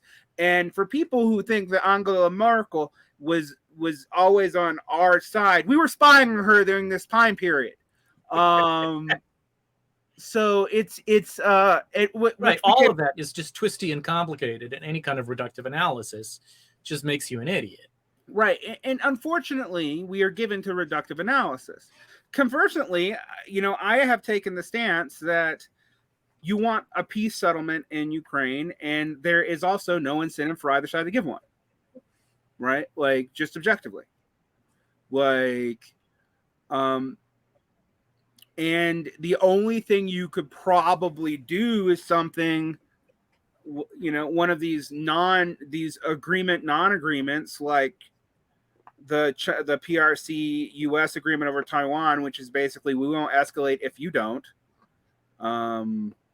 which as we speak may be being escalated. Well, and it could unravel at any time, right? That's right. The weirdness. Right? It could last another 50 years, or it could unravel tomorrow, because it's like a pencil standing on its point. You know, it's stable until it's not. Well, I mean, in Taiwan in particular's existence is actually kind of propped up precariously by both the PRC and the U.S. I mean, the whole thing's very strange. Right. No one wants to open the can of worms, except that everyone wants to open the can of worms. Exactly. Similarly to, say, the fact that the Korean War never ended and stuff like, unfortunately, or fortunately, a lot of these things are going to be resolved in this next century, whether we want them to or not. And I think because climate change and other things are going to force us to deal with a lot of things. We've just been like, well, the save face, we're going to not deal with that for a century. Climate change, technological change, the various powerful transnational actors that want to destroy the Westphalian order, like including me. All of that's going to get shaken out, and we're going to end up in another place that is simply inconceivable and thereby terrifying. Right. Well, I mean, I agree with you. It's terrifying, but terror and revelation go directly together. In all serious note, though, I mean, the death of the Westphalian order is the most terrifying thing, but it's also the most necessary thing, and that's. The Westphalian order is morally repulsive. Morally repulsive, highly unstable. It makes us unable to deal with climate change. Kind of like the Constitution, which everyone says they believe in and no one actually does, which is another point I think we're going to talk about today. If you want to go there, I want to go there. Sure. I've been looking at the fact that for the past 20 years, there's been a movement to start amending the Constitution over petty shit, but would probably amount to a constitutional convention. And I'm working on a draft myself. Yeah. Because even the conservatives, for all their constitutional originalism preening, which only a few of them ever believed. Antonin Scalia was one of the people who was either brilliant enough or sucker enough to actually believe it. I don't believe that, but he never broke kayfabe. Well, okay, he never broke kayfabe. I don't know that he would have in the way that we've seen. And I've always thought that Clarence Thomas's silence until recently was because everyone assumed he was on the same side of Scalia, but he was just using Scalia to buy time. I think that is correct. I think Thomas actually has his own distinctive post-black nationalist conservatism. Yeah, like very idiosyncratic legal philosophy. Like he has a legal philosophy. He is also an idiot, but he's not just an idiot. No, I mean, he basically wants to undo the 14th Amendment. Like, and the reason why is because he doesn't really trust white people, which is funny. I mean, like I've read Corey Robbins on this, and I'm now convinced. I'm like, no, like he's kind of a segregationist, but for reasons of, I mean, even though he's married to a white woman who's also kind of a particular kind of special. No, I too find Corey Robin surprisingly persuasive in his thesis about Thomas, though he's deeply confused about Trump. Well, yeah, weirdly, I think we agree on that. I think one of the things when I read The Reactionary Mind, and this is interesting. Yes, that's his book, not the other one. And I love that book. Yeah, I do too. But I wrote a critique of it about what he didn't notice about certain kinds of conservatives, because that was the stuff that Trumpism brought out. I pointed out that, like, okay, maybe you noticed Dan Wood-Bell, which is like the morning conservative liberal who realizes the contradictions of the support of capitalism in the 50s. Maybe you notice some of the communitarianism.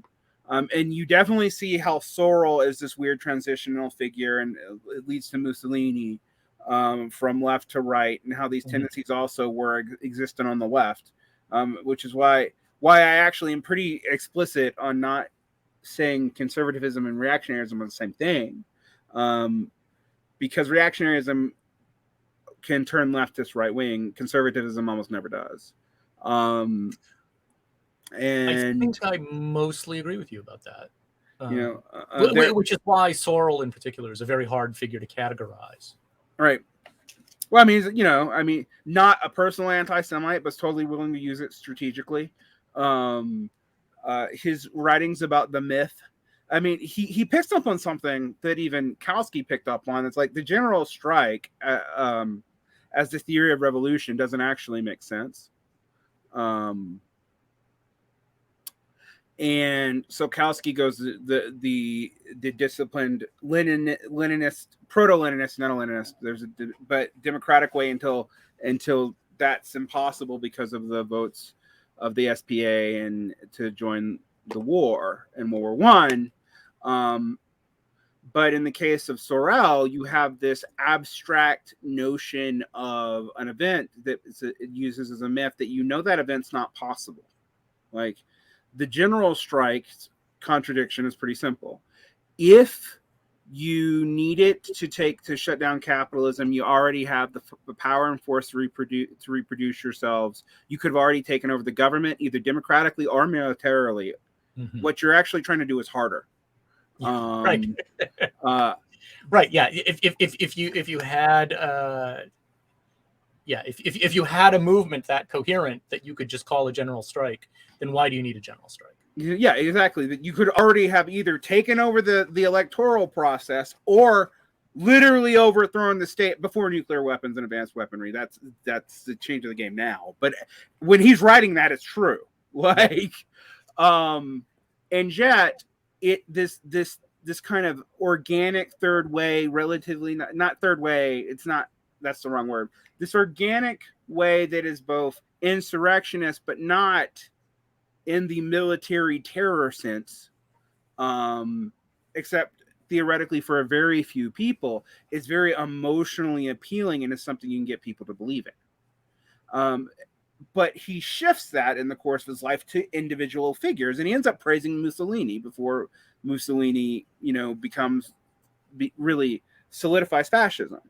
And one of the things that the Jonah Goldbergs of the world, as much as I dislike them, we're not totally wrong about is that the intellectual core of fascism, there's two things they weren't wrong about. The intellectual core of fascism was from left defectors, many of whom did not think they defected from the left. Now that's not true in Germany. But it is true in Italy. Yeah. And it's true and there are a handful of interesting examples in Germany as well. Yeah, I mean, but it would be misleading to make that central to understanding. Right. German fascism emerging as Nazism. Right. Hitler's Nazism is not that. It's not that at all. The conversely, I mean, it's also true that it was a coalition of liberals, and both liberals, as in liberal progressives, and liberal conservatives who did nothing about the Nazis in the first place, and the German fascists, and made allegiance with them, leaving nobody but either social democrats or communists who hated each other for very recent bad blood. I mean, all the and bad blood that we should. Thank goodness we don't have these kinds of problems in these United States. Exactly, but also I want to remind people they killed each other. Yeah, like the right wing of the SPD sent a paramilitary fascist, a proto-fascist group to murder the proto-communist group and Rosa Luxemburg's KPD during the failed German Revolution. Like, that is something. That would be like if instead of during Occupy, a couple people went to the clinker for a week, Obama sent in the military and had them all shot. Right. And I think it was an enormously bloody period. Right. Yeah. And you know what the communists did to return the favor? They let the fascists kill the social democrats to their imminent failure in a lot of ways. I mean, so yeah, because it's Niemöller turtles all the way down. Like, right, and this never make that bargain. This becomes the whole history of the European left. The American left has problems, but we don't have that problem. we have killed each other, but in very small scale, and not on like and not lately. And yeah. It's kind of like, okay, so now we're really mad about Twitter beefs and we're pretending like it's equal to what happened in the early 20th century. But in a real sense, though, I think that this kind of incoherence defines both groups, right? And fascism. Who are the both groups we're talking about here? Well, both groups is the liberal role, and by that I mean liberal capitalist, the Enlightenment role in creating fascism, and the left role. There's also a clear right-wing role. It's just that one's so clear. It's just like, yeah, there are a bunch of right-wing authoritarians who were afraid of fascists and decided the best way to win was to just side with them, and literally gave them the keys to power. So that too, and that happened in all three major states. That's not just a Germany thing. That also happened in Italy, and it also happened in Spain. So, and then in a lot in Spain, like it just like different people ended up in the chairs when the music stopped. Right. The fundamental dynamics were very similar. And these are things that we have to deal with. But then we also have to deal with the fact that the Popular Front, which was like the massive overcorrection afterwards, which makes sense for fighting Nazis, made no sense for anything else, because what that did in the United States was align. And this may be a difference between us. It's actually maybe a fundamental difference between us. I see FDR as the legitimization, but also the death knell of anti-capitalist politics in the United States. Because even if he didn't mean to, he set up the apparatuses to help the establishment of the workers' movement, but those were the apparatuses that were used to purge it of not just communists, but almost any radicals during the 50s. And then used to completely take the teeth out of unions in the 90s after the reforms under Reagan, and that were even accelerated by Clinton. And so it's this weird, this is another moment, and this is another thing where I think that that people like Jonah Goldberg, they're wrong about it, but they're kind of half seeing something true, that also the United States was in a Bonapartist cul-de-sac of which we were reacting in the case of FDR. And there are things about right. So in that case, reading FDR is a sort of Bonapartist figure. Yeah, not a total one, because he doesn't go all the way. He doesn't delegitimize democracy. He doesn't set himself. But he also just dies, so we don't have to like deal with what. Well, and there was the Second World War. Right, exactly. So between those two, which events, complicates that story. Well, I don't think it complicates it. To me, it's material conditions that pushed it. But also the Great Depression is the other thing that pushed it. Right, and the Great Depression was just an enormous crisis. Right, and what we are entering in again, I think now more and more people now see it this way, despite all the Steven Pinkers of the world saying it was impossible for forever, is another period of enormous crisis. Yes. Between climate change, infrastructure degradation, public health structure completely going. And what I point to people about... And pervasive institutional failure. Yeah. And it's not just in the United States. And in fact, one of the things I would say is Obama kind of starved it off from hitting the United States earlier. Because if you look at what was happening in Europe, these populist figures start coming on the poorer parts of Europe a decade before they come to the U.S. Yeah, and through kind of bare administrative competence. Right. Right. Yeah. The some of them undo themselves. Sort of well, and in fairness to the Bush administration, right, idiots and hubristic idiots at that, but and destructive of all kinds of American institutions, but not administratively incompetent. Right. In the way that like the Trump administration is.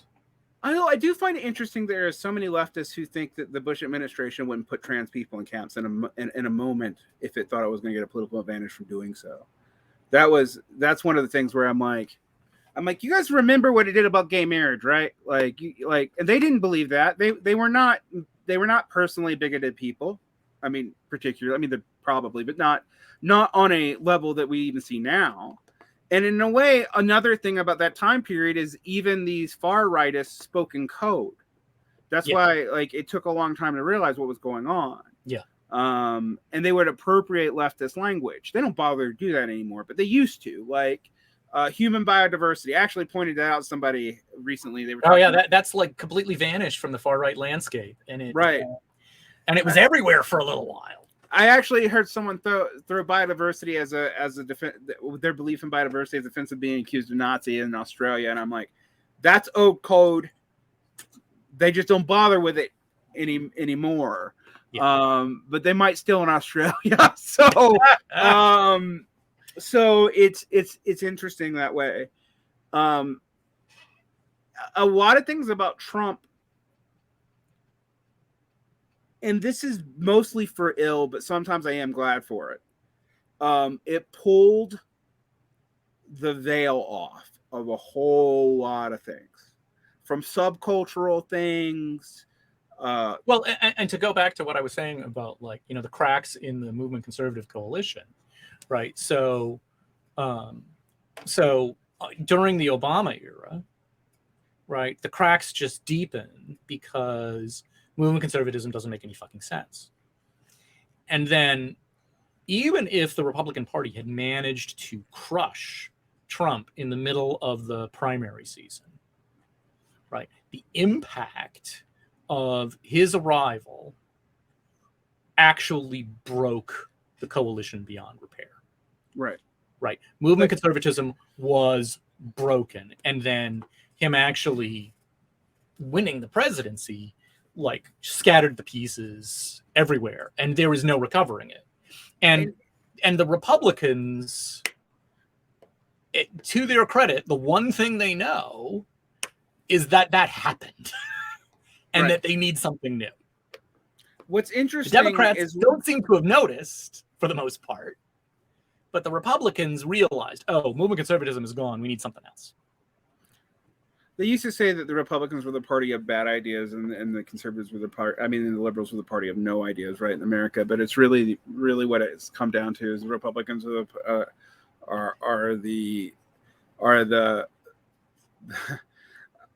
the party of evil ideas, as much as I believe it's such a thing as possible, and the Democrats are the party of order, and the bad sense of that. I mean, of the old order, and they do not want to believe what is happening, even though they're not even defending their order. In some ways, they're defending the gains of movement conservatism and neoliberalism. And that's because this is the level on which, like, the analysis of neoliberalism is useful, right? Mm-hmm. The Democratic establishment has been fundamentally captured by, you know, neoliberal logics, and, you know, they're interested in, you know, modestly progressive social policy, and maybe, you know, a little more social democratic policy here and there, but, like, they don't want to fundamentally challenge the neoliberal order. And they'll happily dismantle pieces of, you know, the social democratic welfare state if they see an opportunity to do that without doing too much damage along the way. Like, that's what the institutional Democratic Party is now.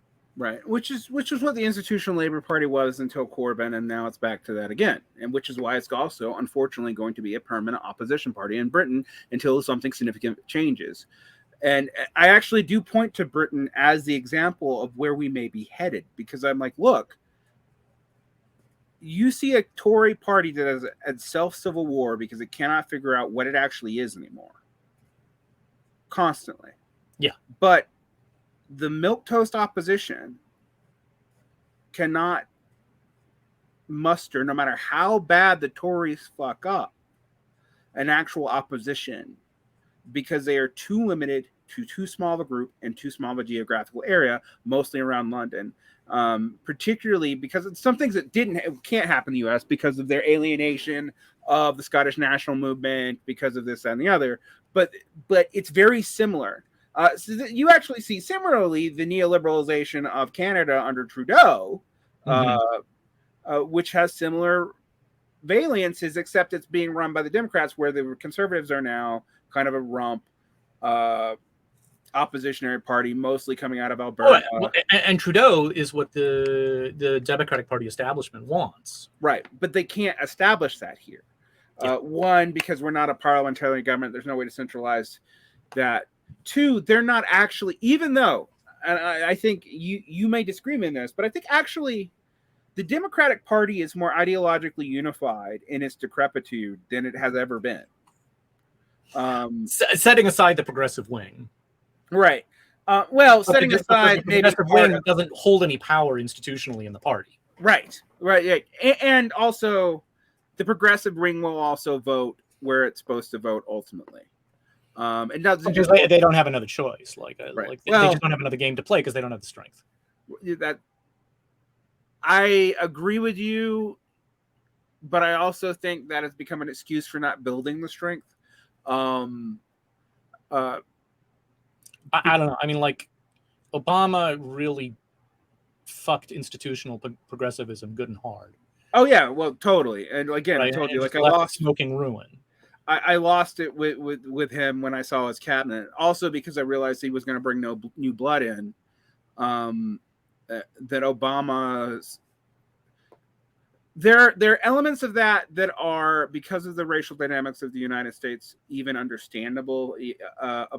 Usually minority presidents in countries actually tend to come out of the conservative side as the first president. That's true with women, almost universally. Oh no! Like one of my time travel fantasies is to go back and tell Colin Powell, for fuck's sake, just run. Right. Just do it. Think of the Republican Party we would have now. It'd be a different one. But I mean, I think about when you look at everyone's like, well, all these Muslim countries have these female leaders, and I'm like, yeah, because they were conservatives.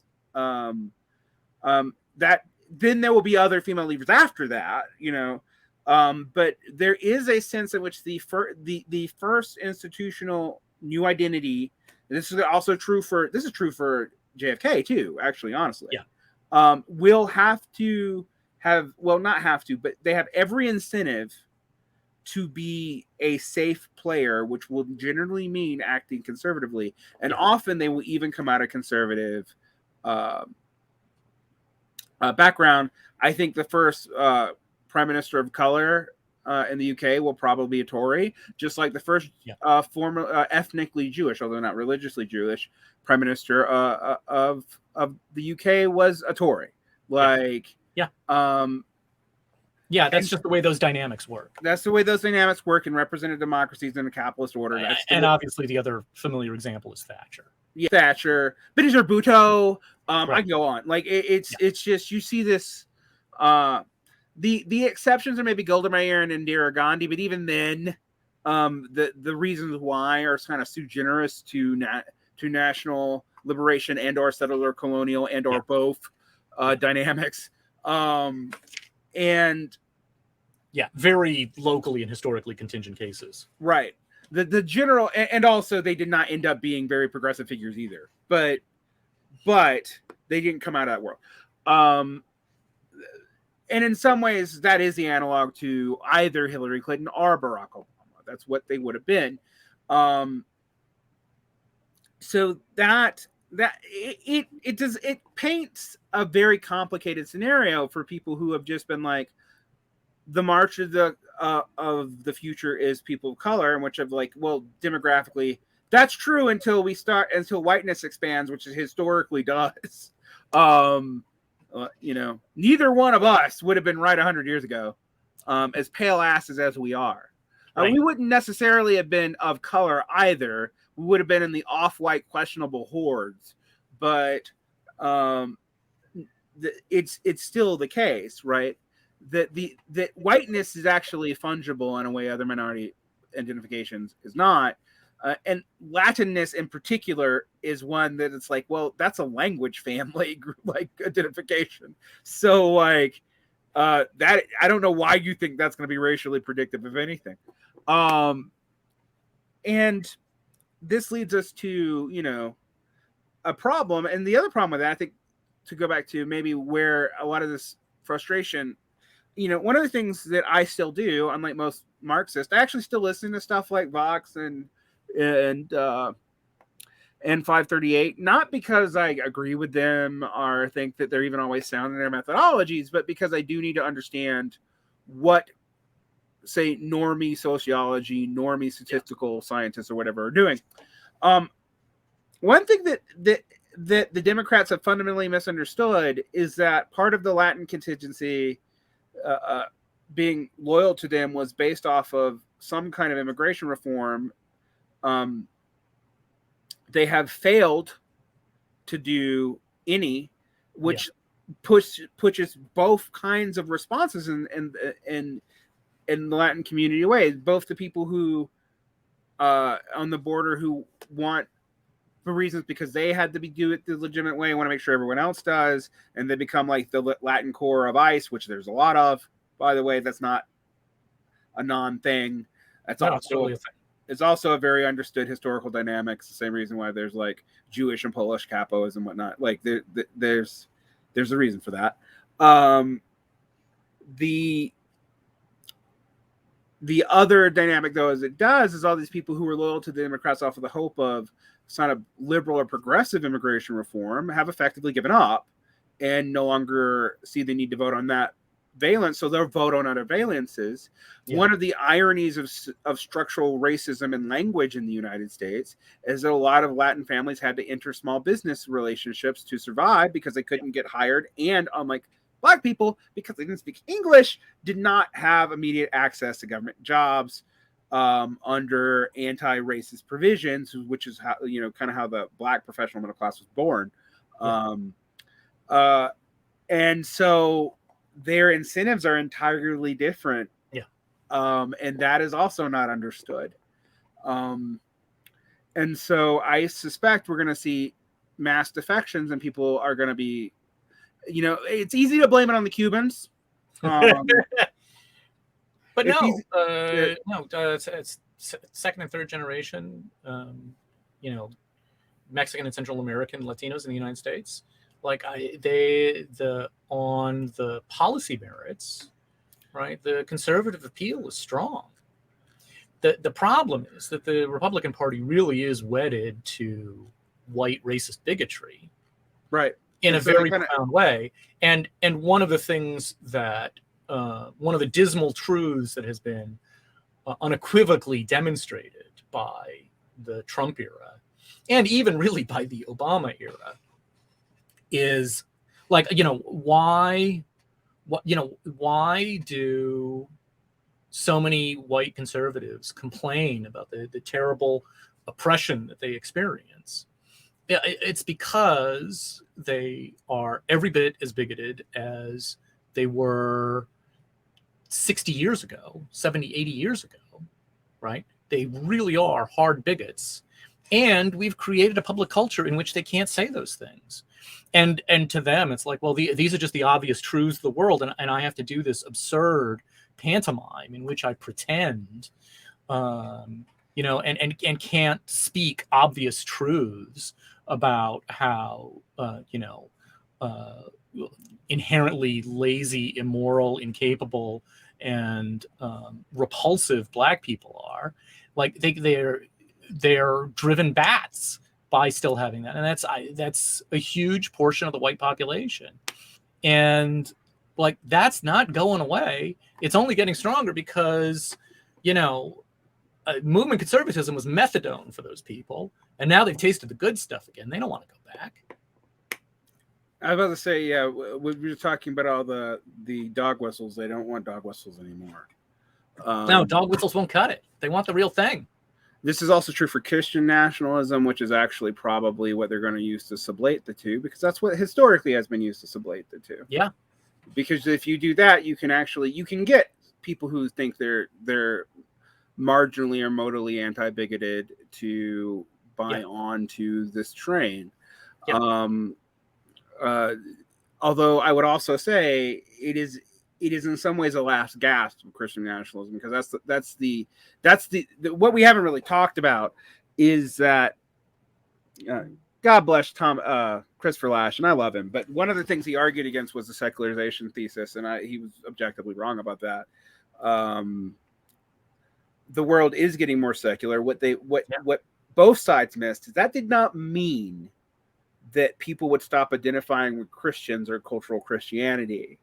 What it meant was that it was no longer a really viable alternative worldview, and that other worldviews really take place. And when you actually look at like what right evangelicals believe, they believe what secular racial conservatives believe now. It is not the moral majority rhetoric. It is not, they don't have an alternative to the secular world. And even in the case that they can't generate... Well, I would complicate that. But you might complicate it. I would complicate that. Complicate it. They really believe. So I think that their belief is irrelevant though. Like I don't not think that they believe that they don't. I do. Every weirdo conservative Christian I know really does believe in God. Really does believe that they're talking to Jesus. Mm-hmm. Really, but what they don't really have anymore, okay, is, and what they maybe never had, but since there's not a culture for it, they don't have an alternative to these secular arguments anymore. There's no non. Yes, they have to retreat to this deeply irrationalist fundamentalism, right? Because there's no other place for them to go. And look who's produced their legal arguments and their intellectual culture. It has not been evangelicals who are in decline. It has been Catholics who are Catholics and almost all Catholics, and some mainstream Episcopalians who are actually out of step with both the laity and the clergy of their church. Yeah. But they're the people now actually able to make the intellectual argument and to make the cultural argument that the evangelicals can't make. I mean, if I was evil, one of the things I would do, and I probably shouldn't say this on air, would be to remind evangelicals that they hate the Pope. And not just the Pope, but any vestige of popery. And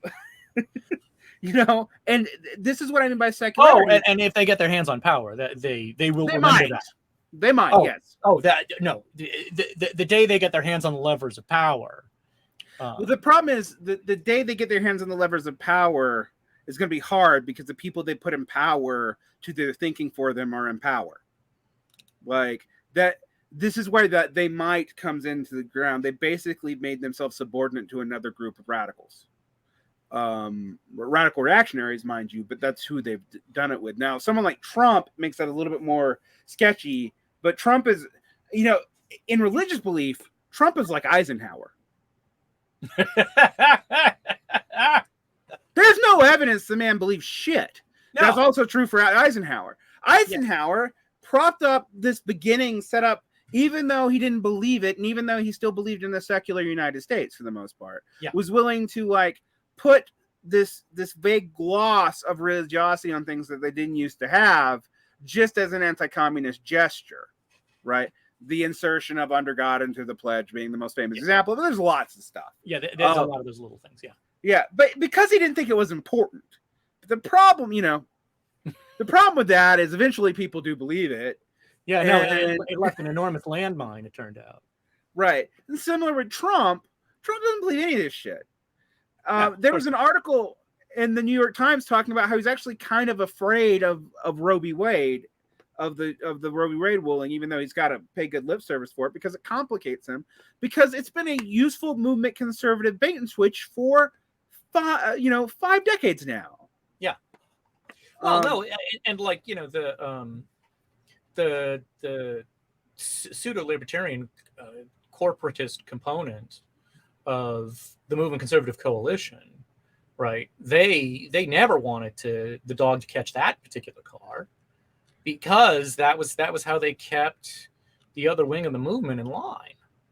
Right, and now that's gone. I mean, it's not totally gone, and actually, unfortunately, now. Well, there's more fights to fight. We gotta delegitimize all the queer everything, and we gotta bring back. If Europe is an indication, Europe is further along on this than we are on anti-trans stuff.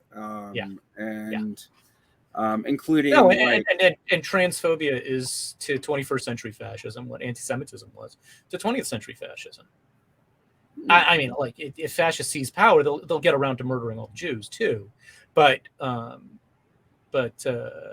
transphobia is way better for them. You're absolutely right, but I can't not say some of the blame is not on us. On this, and what do I mean by that? Yeah, what do you mean by that? Them's fighting words, buddy. It is fighting words, but it's true. This is where the woke capital problem really is a problem. All right, for a lot of people, their first encounter with trans stuff was not trans people. It was employers doing pronoun policies to avoid lawsuits. Yeah. And that is the worst way to introduce people to this. Yes. And I've talked to people about this. Like, I've known people. I've been able to do not de-radicalization, but stop it in its tracks by going, okay, you're listening to Ben Shapiro. Look at what Matt Walsh just said. He wants to make all transition illegal, right? Are you bitching about pronouns? Do you agree with that? And a lot of people will go no. All right, most people's bigotry. I'm not saying most people. A lot of people's bigotry is not particularly deep until it is. And it can be derailed at early stages. Yes. Yes. True with white bigotry too. If you get to it close, and actually, it's easier to. But the ratcheting effect is in favor of deepening bigotry. Right. Like, you can pull people back from the brink, but if they get in even moderately deep, it's really hard to pull them back out. So but this leads to one of the things I used to throw at you, and I think you've kind of internalized it a little bit. But when I used to say, look, okay, both anti-racist politics, so the people who believe that racism is the number one problem in America on all things are mostly upper middle class, and most of the racist are upper middle class. It is not that there are not plenty of bigots, right, in any class in the United States. There are. But one of the things that certain kinds of bigotry is hard amongst poor white people at least has to be very compartmentalized, because they move in circles of color all the time. Whereas if you're upper middle class in America, you can isolate yourself from every fucking body. Yeah.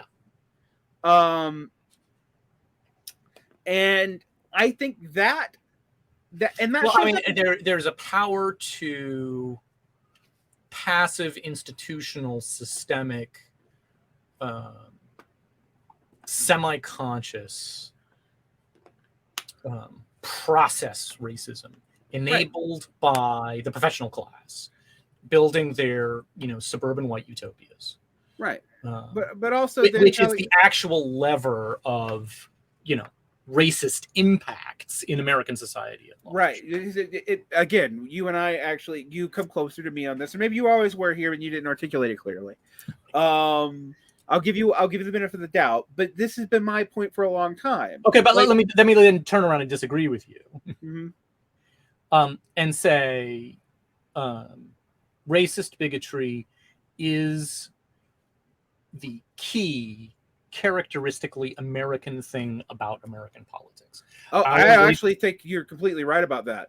And our racist bigotry is so distinctive and so powerful, right? It is the reason we don't have social democracy.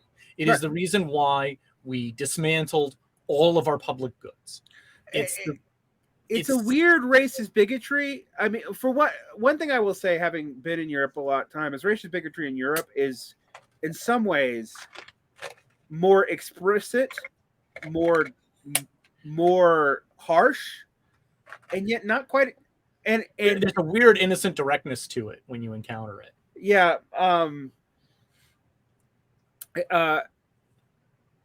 And unfortunately, also, it needs to be fought differently. And because of the global conglomeration of this professional internet, our anti-bigotry stuff goes to Europe in ways that don't make sense and is not organic to their problems. Yeah, our toolkit is only applicable here, and barely even that. I mean, one of the things I found hilarious was Starmer's Labor Party is running Black Lives Matter campaign, talking about reforms, not of the Brindwish generation. I believe that's the ship that came over, bringing all the Caribbean blacks in to Britain, but not of that, but to our problems, which are very different. Our racial categories are even different. Right, and that's and that's characteristic of the larger pattern of like social justice advocacy as cultural theater rather than material politics in the ways that it is. And where you and I would differ is, I would say, much more strongly than you do, that though that theater is incomplete, it is also important and necessary for a host of reasons. Yeah, I think you're right. It is a difference of emphasis, because I would say that's a dialectical problem, that theater is incomplete, but it is also regressive and in ways too, that it reifies some of the identities it wants to get rid of. I mean, yeah. And although, again, I think you are much more concerned about that than I am. Yeah, I am, but I also, I mean, frankly, I come from a more multiracial part of the country than you. Yeah. Not that the Bay Area is not really diverse. But I also like grew up in Los Angeles and like agreed, had some complexity around that. And like compared to most, you're better on this than most of your friends who professional class white Americans, and I'm not going to bullshit you that like my social circle is incredibly multicolored. It's not, but my larger social circle, I think is categorically more ethnically and racially complicated than the ordinary suburbanite white American. I particularly for someone who lives in Oregon. Well, and it is the thing that almost kept us from coming here. Like, it is weird to be in a place that is just so overwhelmingly full of white people. So one of the things about my social world, until I teamed up with TIR, is unfortunately my progression, my red cream waist on the class paradigm, right? Start off as lower middle class, working class, and I use both distinctions because I actually do think that's important. Yeah. Get to what I consider like labor aristocracy, upper middle class, working class. Although when I say that makes it sound like I have a lot of money. I don't, but I'm not poor, right? Like, right. One of the ironies of American life is like, in the 50s, because of imperialism, because of a lot of things, because of good social policy, there's a complicated reason for it. I mean, no one should view any of this unicausally. I think this is one of the major themes of our conversation tonight. But yes. That is the place where we most agree. Yeah. The unicausal nature of what's going on. Right. You can't go there. And while we're here, I think the other thing we agree about is the Isaiah Berlin thing. I think the main lesson of Isaiah Berlin is you can't get away from the politics of politics. Right. No, and any attempt to escape from that is fantastically dangerous. Which unfortunately, I think this is another place where we've both been calling liberals out. Unfortunately, like with the Obama administration, maybe like with the Clinton administration, or neither one of us are old enough to really speak to that, even though we lived through it. You were probably in your, teens into your young adulthood? Well, it is kind of you to think that I am that young. Okay. I figure you're a true Gen Xer and I'm a borderline Gen Xer, so it was my teens. I'm almost 10 years older than you. Okay. Yeah, you're a true Gen Xer. Funnily enough, you're left liberal, a liberal idealist, and some Marxist Gen Xers I know, who are exactly your age. We won't talk about who I'm sniping at right now. But you probably know he lives in your town. So to look at this though in a very serious sense, the 1950s, the irony of the 1950s is even a poor black man in the North and a poor white man in the South could own a home. That was a reality. Yeah. All right. It wasn't true for a poor black man in the South, and that needs to be noted. It wasn't true for white people in Appalachia. That needs to be noted too. But that was the truth. Now I've literally done this red game up to social in the Southwest. There's racist fuckery is there as well. Yeah, well, we get into Latino and Indigenous issues, and Indigenous people have basically been cut out of this the entire time and didn't get any of the benefits even Black people did. You know, like one of the things I do point out about, like, sometimes when we talk about we're people still doing the genocide. Yeah, for real. Every fucking day. Now it's, you know, a very soft one, but yes, it's what we're doing. And by very soft, it's not that soft. I mean, we still have all these jurisdictional issues where soft on the scale of genocide. Right. I mean, jurisdictional issues where, like, Indigenous women just go disappear and no one even bothers to look for them because no one is in charge of looking for them. And you know, this is known. You want to see true poverty in the United States. There are 3 places I'll tell you to go. The Rust Belt, particularly the Black neighborhoods. Yeah. The Southeast, period, regardless of the race of the neighborhood. And any res. Yeah. And the res, even of all 3 of those, will be poverty which you have not seen. Yeah. The res world was an awakening for me. And so, although our growing major urban homeless camps are we're getting there. Well, yeah, I mean, that's a problem of you guys, and we have them out here too. And the homeless camps, unfortunately, people are gonna think I sound like a right winger, but they often work like prisons in that they like skill people to be homeless, and that's it becomes hard not to be. And the same way prisons skill you to be a criminal, and it becomes hard not to be a criminal. Like it doesn't fight, you know, in Marx's term, it doesn't fight lumpenization. It actually makes it worse. And similar with these encampments. And when I was listening to, like, Trump talking about just formalizing the encampments on the edge of the city, which is an actual policy thing he's actually floated now, and I'm like, oh my God. Like, well, but I mean, that's not that different from Skid Row in Los Angeles until recently. No, right? No, where it was not. just an open air camp. It's right? Not. Sunset, and like the cops just watched the edges and turned people away in both directions. Right? And that was exemplary. That exemplified things that we saw all over the country. Yeah, it did, and we've seen it here in SLC, which have one of the best homeless treatment programs in the aughts, which we got rid of at the behest of people complaining about it downtown to actually make the situation far worse, and then throw even more money at it in terms of law enforcement to just move the camps around. Yeah, to just chase them around. They're not getting rid of them. I mean, well, that's what they're doing here in Portland, and that's what they're doing in cities all over the place. Right. Just spend money for cops to chase the camps around. Break them up every couple months, and they get bigger every year. Right. And you know, this is a sign of, you know, this crisis we're talking about.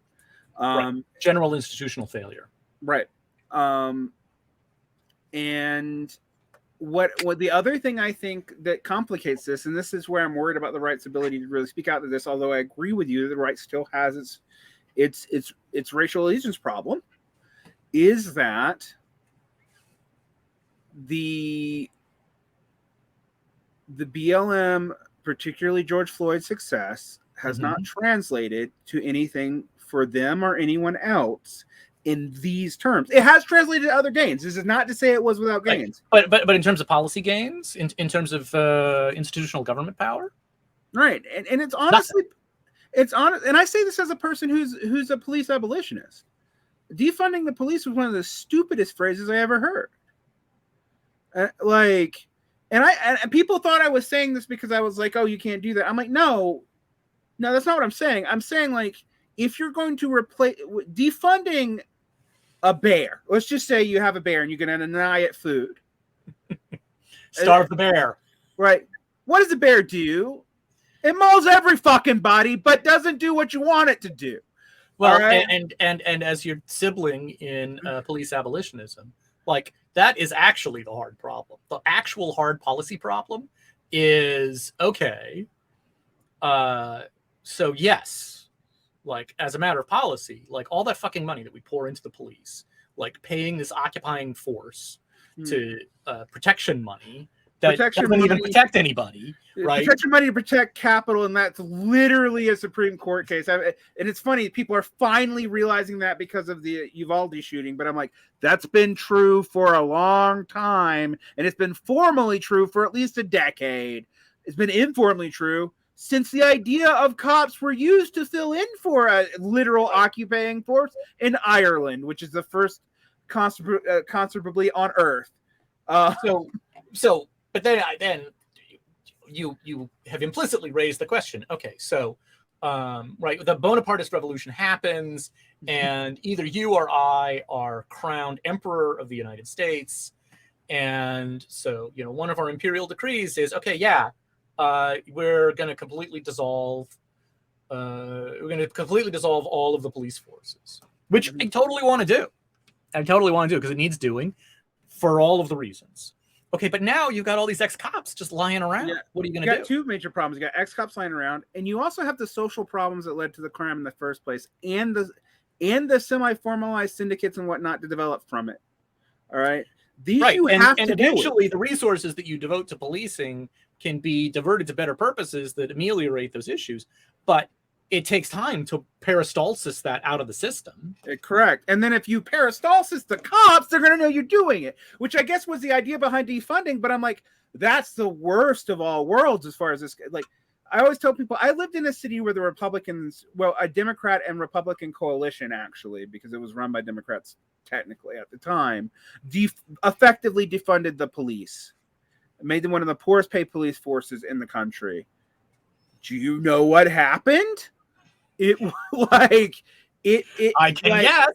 Macon became not only one of the murder capitals of the world, is not in terms of raw numbers because it wasn't that big, but per capita, but it also became a place of rampant police corruption and police violence. So you got both problems. Yeah. Because you did abolitionism requires real ambition and also real problem solving skills. And yes, you also have to do something with the cops because you're not going to just kill them all. So come on, you have to think this through. And I felt like okay, so you're gonna have some people kind of play around with this, and then the fact that it's going to inevitably fuck up is going to be used in a counter reaction within the Democratic Party itself. And lo and behold, that's exactly what happened. Yeah. And I actually am sympathetic to Black conservatives, for example. It's a stunt. It's not sincere, but their argument isn't entirely wrong that what they did was what some of this did was throw a lot of communities into direct peril at a time. It was the worst time to do it post-COVID. Well, and the thing is, the police are also going to leave those communities in direct peril. So and the BLM critique, which is correct, right, is that Black America is subject to over-policing. And over-policing of an incredibly pernicious kind, right? Which is totally repulsive in all of the ways that we know. It is also simultaneously subject to under-policing. Right. Because when you need the fucking Leviathan, it's not there. It's not there. And because of the over-policing aspect, you can't trust the Leviathan even when it does show up. Right. The community is resistant to it, and rightly so. So you have the under-policing problem and the over-policing problem. Right. And the under-policing problem is, in fact, part of the political dynamics that gave us the explosion of the carceral state in the last generation. I think the only thing I would add to that is I was worried about the pure racialization of this argument, not because I disagree with the fact that Black people, particularly poor Black men, have been racialized and subjugated to this to an extent that is hard to fathom if you're not them, but that I've also seen this as an expanding category. So what I used to tell people, and this was when people would say, well, these white kids have nothing to fight for in BLM. You hear that critique, right? And I'm like, yes, I do. It is not just that they're being altruistic or looking for an excuse to riot. Their ass is also in this game. Yes. Because the poor in general and who is being subjugated to those conditions as increasing by the day and has been even during the economic uptick of the last 10 years. And like, you know, you don't have to be schooled in the Black radical tradition to register the observation of that tradition that, you know, whatever gets tried out on Black people first, it's only a matter of time. It's gonna get most of society, not all of it, but most of society. Right. Everybody's gonna get a version of that before long, and you don't need to be sophisticated to register that. Like, it's just patently obvious, right? I mean, it's not. You don't need to be a super Marxist or Frederick Hampton to understand the dynamics of this, right? It's just obvious, and it only gets more obvious over the last few decades, right? And particularly when you add to it like the deinstitutionalization of, and look, I'm not actually. I sometimes think people get a little bit too misty-eyed about the institutionalization of the mentally unwell, but we didn't replace it with anything humane. We replaced it with cops. So I mean, statistically speaking, actually, if we want to be completely honest, the most likely person to get killed by a cop is anyone with a mental disorder. Yes. Then That's it's probably true. I think it's like it's the numbers of that are obscene. So and then it's indigenous people, and then it's Black people, and then it's like everybody else. Latin people probably coming somewhere before the everybody elseness. And that's very geographically contingent. Yeah, and all of this is geographically contingent. Yeah. Like here in Salt Lake, I'd be more worried about being Latin or indigenous than I would about being Black. But, you know, again, that's a very specific well, and thing. also like, you pick your horrors. Right. Right. Well, I kind of think it's a constant, and it's usually one or two groups that get the worst of it, but sometimes it changes. Which is a very morbid way to speak about it, but I think it's true. I think the other thing that people have pointed out, and again, when I talked about elite capture, not insignificantly, is, for example, we talk about the diversification of the universities, which is real. Yeah. But it's not diversified by poor Black people. It's although in state colleges, to some degree, that has happened. Actually, we'll say that. But in elite institutions, it's mostly immigrants, which is how Nigerians and South Asians became the richest groups in the country. And I laugh. That's also informed by, like, you know, who had the resources to immigrate. And exactly. As I say, like, it's actually proof of systemic racism in our laws. Yes. Right. Because I don't know if people don't know, but like, it's not like India or Nigeria are particularly rich countries in terms of GDP or in terms of overall general education. Although India does have a pretty good education system, so be a little bit. I mean, India has the largest middle class in the world. Yeah, but it's still. I mean, I will point out that its GDP per capita is still lower than Sri Lanka's, which just collapsed. So, you know. Well, I mean, that's a large middle class sitting on top of an even larger horrendous immiserated class. Right, correct. And it and China go back and forth. China has a demographic crisis and prevents it from being. China's China. Yeah. Although to give China credit, China's also where most of when people talk about the last 20 years of depopulatization come from. Right. It's mostly China. That's a story about China. So, you know, but I think this kind of leads us to we've gone on many tangents, back to where you had this break with progressivism. And I think the biggest one that I've seen where we realize there's a problem is, and I hinted at it earlier, we have this movement amongst conservatives to use an amendment convention to basically have a constitutional convention that could rewrite the Constitution legally. Yeah. Like, and what I think... And if you think about the last time, the first constitutional convention, right? A bunch of respected people went into a room to fix a document. They were like, yeah, we're gonna make some corrections to the Articles of Confederation. They come out of the room with something radically different and say, oh, and by the way, we've decided what the ratification process will be. Mm-hmm. Right? Like, there was no continuity of legitimacy between, you know, the U.S. under the Articles of Confederation and the U.S. under the Constitution. No, right? I am. It was just It was delivered by assertion. Yeah, I am a agreeer with both a paleo-con tradition and a progressive and Marxist tradition that says that was a counter-revolution. So, you know, I'm not a lover of the Constitutional Convention, so I'm just looking at this going, okay. Now, I mean, the Constitution was a huge improvement over the Articles of Confederation. Correct. And considering the lack of models that they had to look at, they did pretty well. But, I don't know that I agree with you, because but like, again, that's saying they did pretty well given the lack of models. Actually, like, most of the stuff in the original design simply did not work. Like, the vice presidency doesn't work the way it's supposed to. The Senate didn't work the way it was supposed to. The states' rights and enumerated to the people has never made any fucking sense, even in a federated system. Like, right, the 10th Amendment is completely broken. The 9th Amendment, thank goodness, almost works. Although it kind of plan to keep the United States from having a standing army didn't fucking work, because history conspired against that plan. Right, that was contingent on like a very particular moment in the history of the rifle.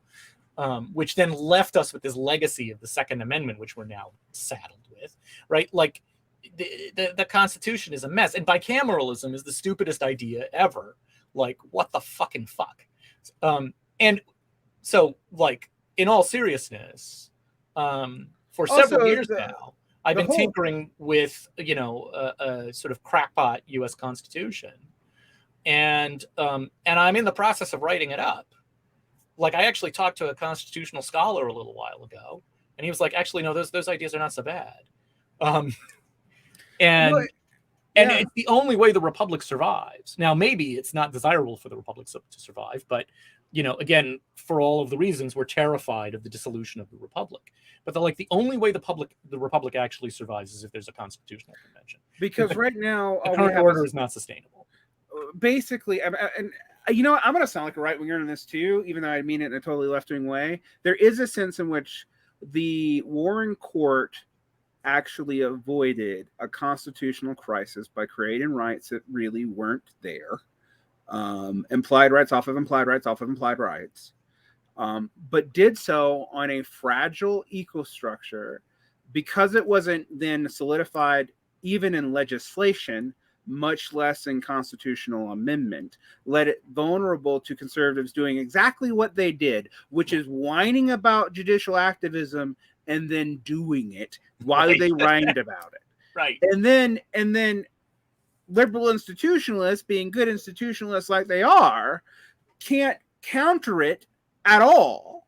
I mean, Biden was literally still playing ball with this until the public made it clear that, I mean, until the New York Times slipped that, for example, he was going to publish a pro-life judge to a circuit court, not even on a quote pro ask, which I admit, okay. That to me, that's like that the political naivete there, are the belief in institutionalism while literally watching someone. Well, and a particular kind of institutionalism, like not the good institutionalism in which you build and support and reinforce the institutions, right? But rather a fantasy that the institutions themselves will magically deliver political coherence, right? Right. It's fantasy institutionalism. It's not even real institutionalism. But let's be honest. To me, the Civil War fixed one constitutional crisis and set another up as a time bomb. That was deferred by the Warren Court and the creation of the Civil Rights Movement. Yeah. But because it wasn't even legislatively enshrined, and because when attempted to, liberals then went back weirdly to states' rights arguments for themselves, which is also an absurd, precarious situation that I can go into. One that I've noticed that the reason why liberals are so hesitant to do anything, and one of the things that have locked us in, even to building infrastructure, like trade infrastructure off the military. One of the reasons why we're actually kind of shitty imperialist. Like Neil Ferguson had one good observation about America, and that's like, we can't admit we're doing imperialism. Well, part of the reason why is our Constitution, believe it or not, because those powers aren't enumerated to the fucking federal government. Only the military is. Yeah. So we keep the entire and to make more explicit the thing that you're saying, right? The only functional institution we have left is the Pentagon, right? Is the U.S. military, which was my dark future thing. Is like, okay, so we either get a right-wing junta or we get a centrist military junta that puts the right-wing junta down purely for neoliberal reasons.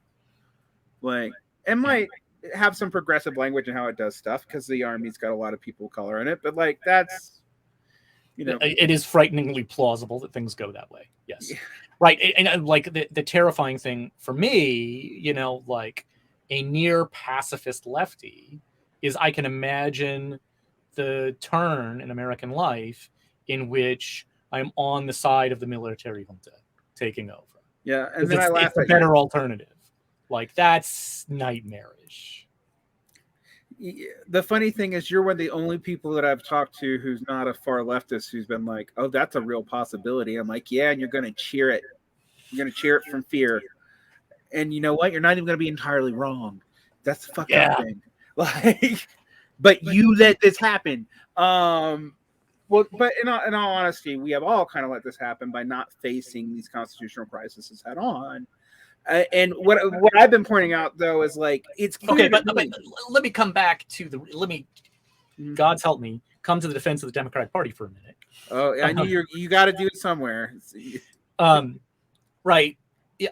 So I think the Warren Court actually had a stronger constitutional argument than you say. But setting that aside, it is certainly true that delivering a categorically stronger regime of legal justice through the court rather than through legislation is inherently hinky for all of the reasons. But hinky is too vague a term. It's politically unstable. Right. And you are not the first or the last person to observe that, right? No, not at all. And yes, we can blame the fecklessness of the Democratic Party for not following up those victories with legislative and constitutional enshrinement of those things so that they're strong enough. Constitutional, I might even agree with you in defending them on because they didn't have the ability to do that with the way states. Well, and that's where I'm going. Right. Which is that when the Democratic Party should have done that, they got punched in the face by Reagan and never recovered. Movement conservatism gutted them. But this is where though this path dependency thing that I've been talking about and what you've hinted at here with and that again, lesson. I want to say the last thing. And where does the power of that come from? It's the fucking racism. The fucking racism made that happen. Racist, bigoted white people, right? They walked away from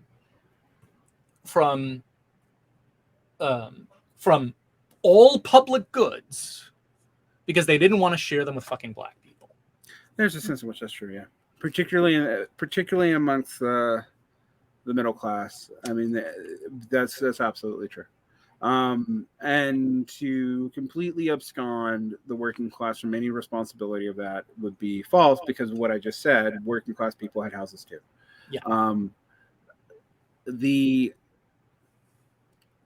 The response to that, however, that I saw and have seen from a lot of identity activists who also tend to be, let's be honest, come from professional, if not even higher circles, has been to say that there is no reason why to reach out to the white working class, of which I just make a very clear argument. Even if you're going to be 50% of the population in 2058 or whenever, interests of color are not unified at all, and they never really have been. Mm-hmm. And they're actually only unified in the face of white hegemony. And on top of that, and probably more importantly, white working class people are the only people in that coalition you might be able to win. Right. And the reason why I say this goes back to that observation about class relations and where race comes from, because working class black people, for example, also think racism is a major problem in America. Duh. Like working class people of color, no matter what, do, right? Yeah. And it's not just elite racism they're worried about. Right. But even someone as beloved by liberals as James Baldwin pointed out that if the bigot is deneutralized in power and also has no reason to build up any additional racial resentment against you, that's not the person you really have to worry about.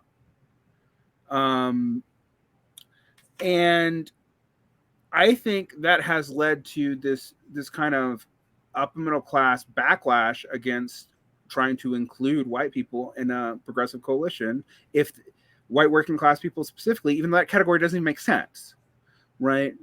And yet the irony, and this was the irony of the Biden administration, Biden's victory, the only sector of people in which there was any growth in the Democratic voter base was college educated white men. Mm-hmm.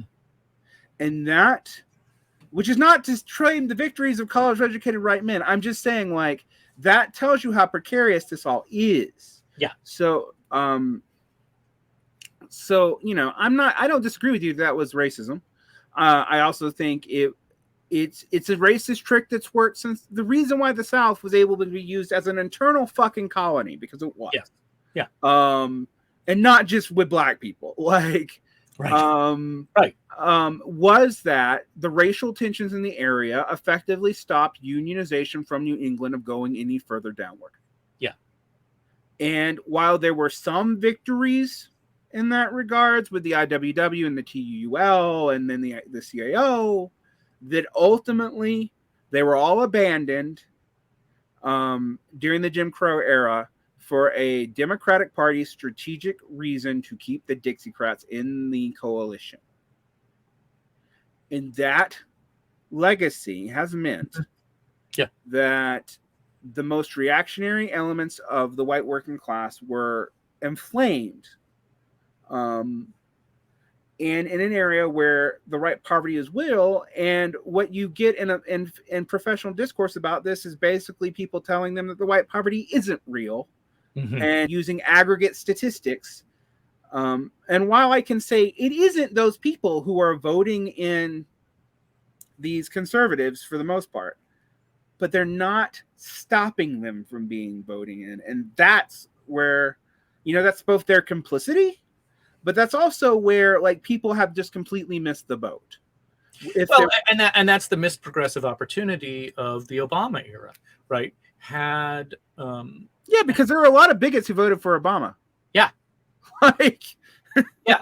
Well, because there are white Americans who are hard bigots, and you're never going to get them. And there's a lot of them. There's a lot of them. There's enough of them, right? You can build the backbone of the Republican Party around it. There's also a lot of white Americans who are soft bigots. Like, they really are bigots. They really are racist assholes.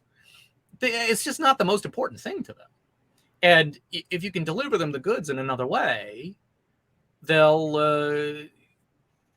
deprioritize their bigotry and, hopefully enable you to build a society that has makes it a little less bigotry in the next generation, right? Which is the thing.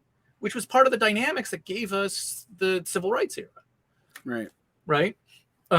So there's a reason why we can critique MLK and Malcolm X, but they both realized that the future was in the children, and that was the reason why. Right. If you deprioritize the bigotry, then it'll become a depriority further down. Furthermore, the biggest enemy is not even the bigotry; it's the systemic racism. And systemic racism is materially inculcated and could exist if there was not a single bigot in the system. That's right. You could eliminate all of the bigotry, and you would still have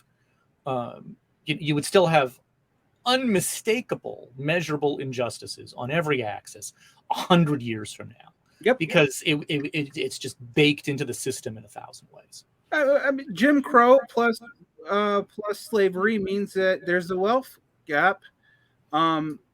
It is sometimes misleading to pretend that because white people are wealthy, because most of generational wealth is held by white people, that all white people are wealthy, right? But and part of what we're dancing around here is frustration with the it's frustration with the thing that we tend that like naive analysis lumps into like the left or progressives, which is social justice advocacy culture, and the social justice advocacy movement that we have now, right, is actually distinct from the left. It's a different phenomenon. Agreed.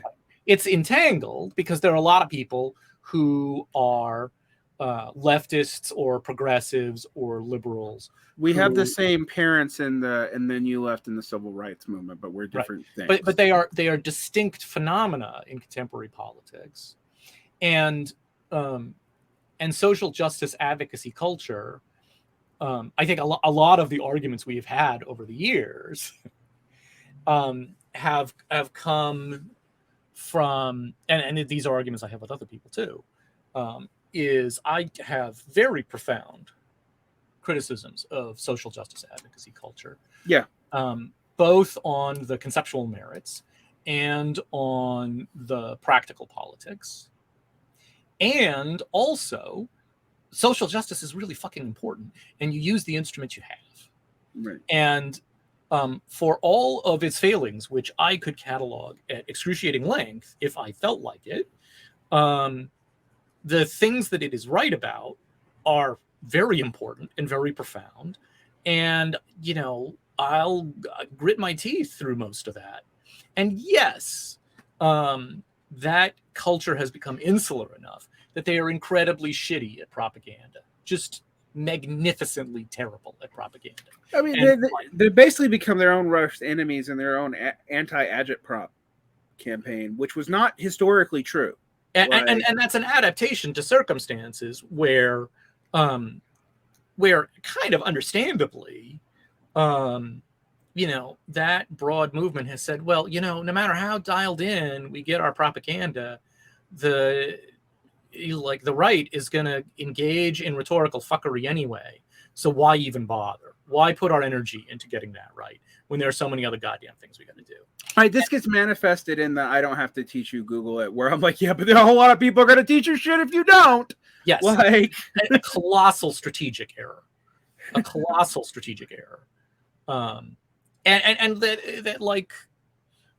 plenty of people in social justice advocacy movements saw that coming, fought against it, and got crushed by the dynamics of the movement for reasons that I respect, but find enormously frustrating. I think that the one thing I would add to that analysis is that there is an institutional logic to the movement as it became solidified and more wedded to certain parts of capital. And that institutional logic has largely also been the greatest weapon the right has against it. And unfortunately, for reasons that I do think are at least emotionally understandable,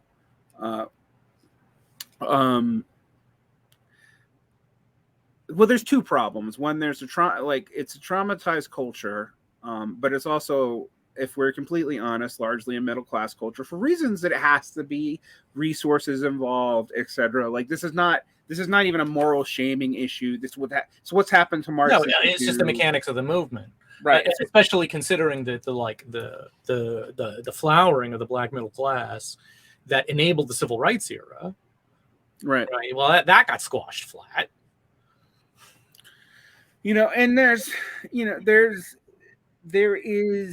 there's also been a weird coalition of different racial interests in this, and I say weird because it's beginning to fray. You started seeing this move, like even in the movement to BIPOC, you immediately started seeing particularly a Latin response against that. Mm-hmm. There has been.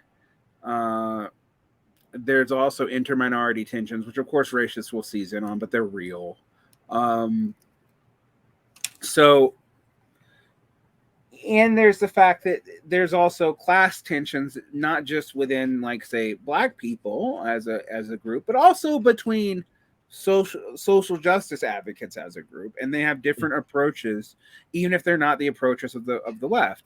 This is simultaneously, I've been very worried about something on my side, which is this workerism as an identity. Right? Because my critique of a lot of these politics as identity politics is what they were too flattening, they were too reifying of these categories, they made them too rigid. And then I literally saw, as I was complaining about that, as a response to what I was complaining about, people doing it, but for the worker, but no one could know who the fuck the worker was. I mean, this led to shit like Barista Gate. This, for people who don't know, like, people arguing about whether or not Starbucks employ.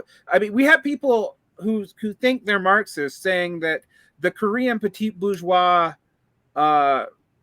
shooters during the Rodney King riots are proletarian, but baristas are not, because they're somehow not productive workers, and productive workers is somehow a moral category for Marx and not what it actually said it was productive of capital surplus. Right. So it's just a weird world that we now live in. So this, but it's a perfect mirror of its opposition in this social justice codification. And I don't love, I have to put this caveat, because I don't think the PMC thesis is coherent on a strictly materialistic basis. Because I don't know who you're talking about when people say PMC. It can be every person with a college degree. Different people mean different things, and the analysis is attached to a bunch of, if I dare say it, utter bullshit.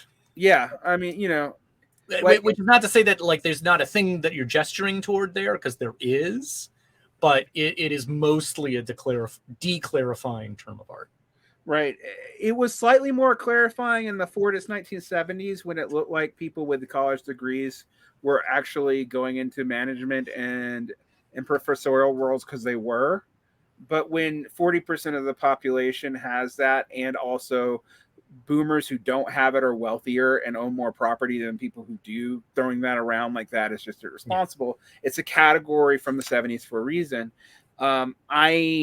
I don't love Catherine Liu's form of it, but her form of it is the most defensible form of it, because at least it doesn't betray anybody. Whereas you start reading what's coming out of the Bellows or Compact magazine, and you're just like, this is just right-wing culture war stuff, giving a class valence off of this nebulous idea of the worker, which you're not even defining what it is. Like, it is just as vague as anything when we talk about income, and and it's a moving target. So both the PMC and the worker become a moving target in this discourse, and you can use it for anything you want. And that's what I was afraid of on my side of this workerish shit, because I'm like, and also I also hate the romanticization of the working class coming from it. It is kind of like it is kind of like the PMC thing. Like, the PMC people, of course, they're going to see the faults of people, people in their own fucking social category, right? Well, because what I think it really is more describing is professional and managerial social categories, and sometimes they're aligned and sometimes they aren't. Whereas, me from the working class and lumpen background, I'm like, yeah, don't lie about what we are. Like, we're not all good, noble fucking people. Like, we're not all purely anti-racist. We're not all pro-trans. We're also not all anti-trans. Like, we're not all anything, right?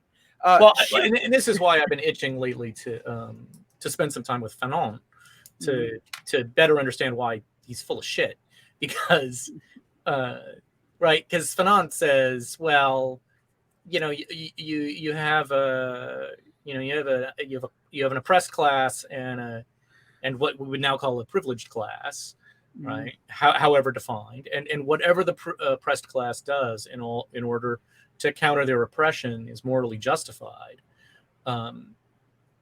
because I guess oppression gives you some profound magical moral insight by virtue of the fact of oppression. Right. And this is also like the vulgar version of like social justice advocacy logic, which is mostly, but not entirely, of unfair accusation on the part of opponents of social justice. But yes, at its worst, there's this sort of argument that, like, oh yes, there are these large categories who have these shared interests, and their fundamental natural instincts from their social position gives them the magical wisdom to know the right things to do in politics. Yeah, standpoint epistemology, which actually has its roots not just in Fanon but also in Gregor Lukács, which I think is one of the things that fundamentally fucks up Marxism. From the internal critique, and what you had in what I saw when I looked and as a counterweight to the limitations of like the whole, Enlightenment tradition, and when there's this supposed objectivity, which of course is available to the educated class, right? Like you need that counterweight. You need to call shenanigans on it. You need standpoint epistemology, and you need the social justice rhetoric of lived experience, blah, blah, blah, right? You need those things as counterweights against the tendency which strongly tends in the other direction, but it's also easy to oversimplify and romanticize that in the same way that you have, the Leninist dream of actually Lenin's all fangardist and shit, but like the early Marxist dream of the workers just know the right things to do, or the Maoist dream that the peasants know the right thing to do, right. Or this is opacification, but you're right. In most vulgar terms, this is how it was expressed, and what I would say to that is, that's been a problem. I mean, because even in Marx, policy is hard. It's not just that; it's also like when Marx talks about this. Marx talks about like an individual person's class actually does not determine their individual politics. That's right. That is both a logical part, the whole fallacy, but it is also like none of the Marx. Every now and then someone's like, no, none of the Marxists were working class. See, both conservative reactionaries and occasionally anarchists will do this, but Marx actually talks about this, like proletarianization and where you see your lot and who you see it with is part of Marx's thing too. And being proletariat does not mean that you inherently have good politics, nor does not being proletariat mean you inherently have bad politics. It means embedded in a system that produces right. Where do you see your future, right? But ultimately, it's been kind of a problem. Like, I do think there's a point. Like, I've always talked about this. Like, when you hear standpoint epistemology, and this is the Mott and Bailey problem with it, but like its soft form is, to me, philosophically unassailably true. Right. The lived experience of people is unique as a qualia of which certain kinds of people will have similar. It will produce similar effects, and that means you should trust in aggregate what they say their lived experience is, and also give the individual charity unless you have reason otherwise. Right. Soft form totally makes sense. Absolutely true.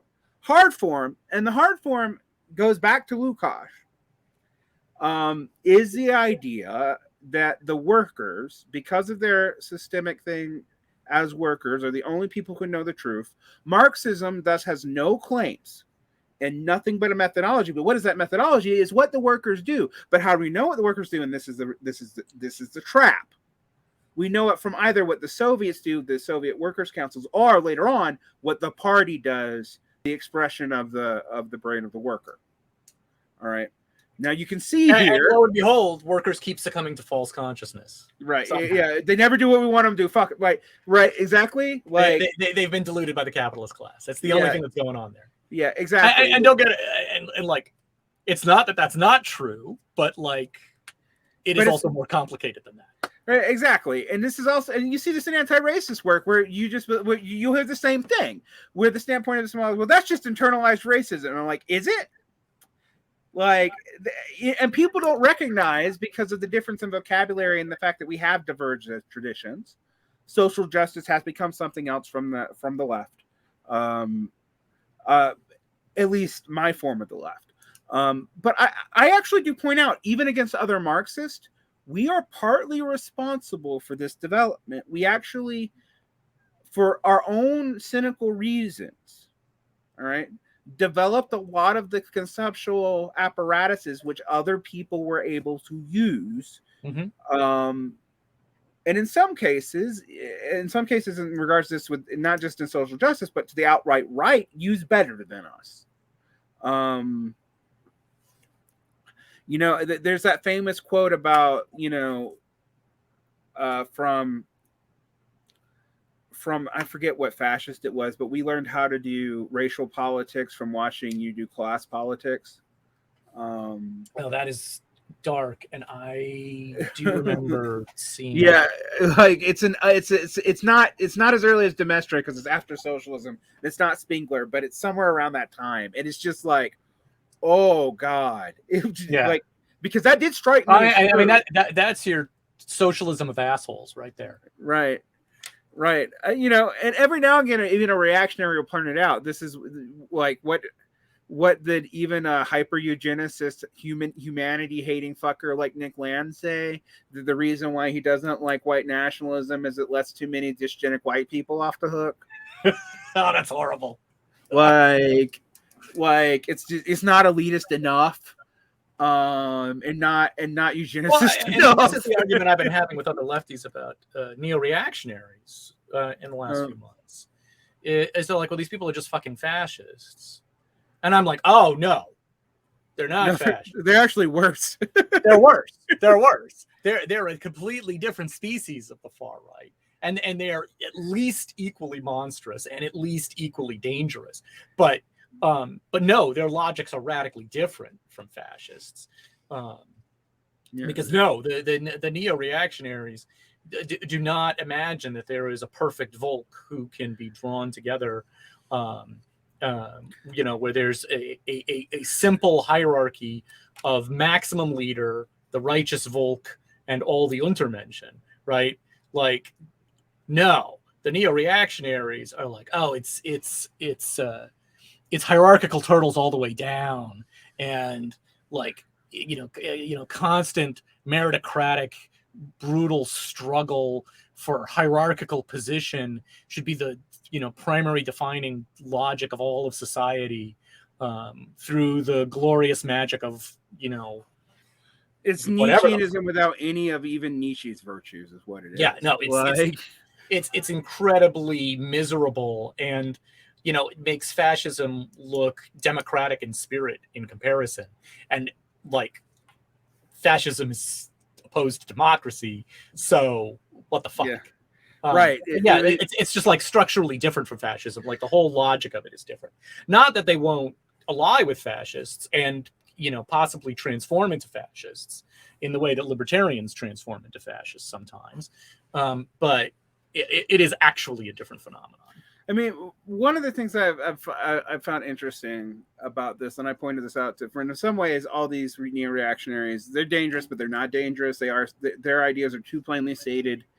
To, you know, I talked to my friend Kuba, who always pointed out that, like, everyone was focusing on Richard Spencer and no one was looking at the national conservative movement, right? Like, and that was a real problem. Or the fucking Dominionists. Yeah. Or the Dominionist concession to the national conservative movement. I mean, also, let's be real. When everyone was looking at the Dominionists in the aughts, there was another enemy that was really more powerful. This has been kind of a trend for a while.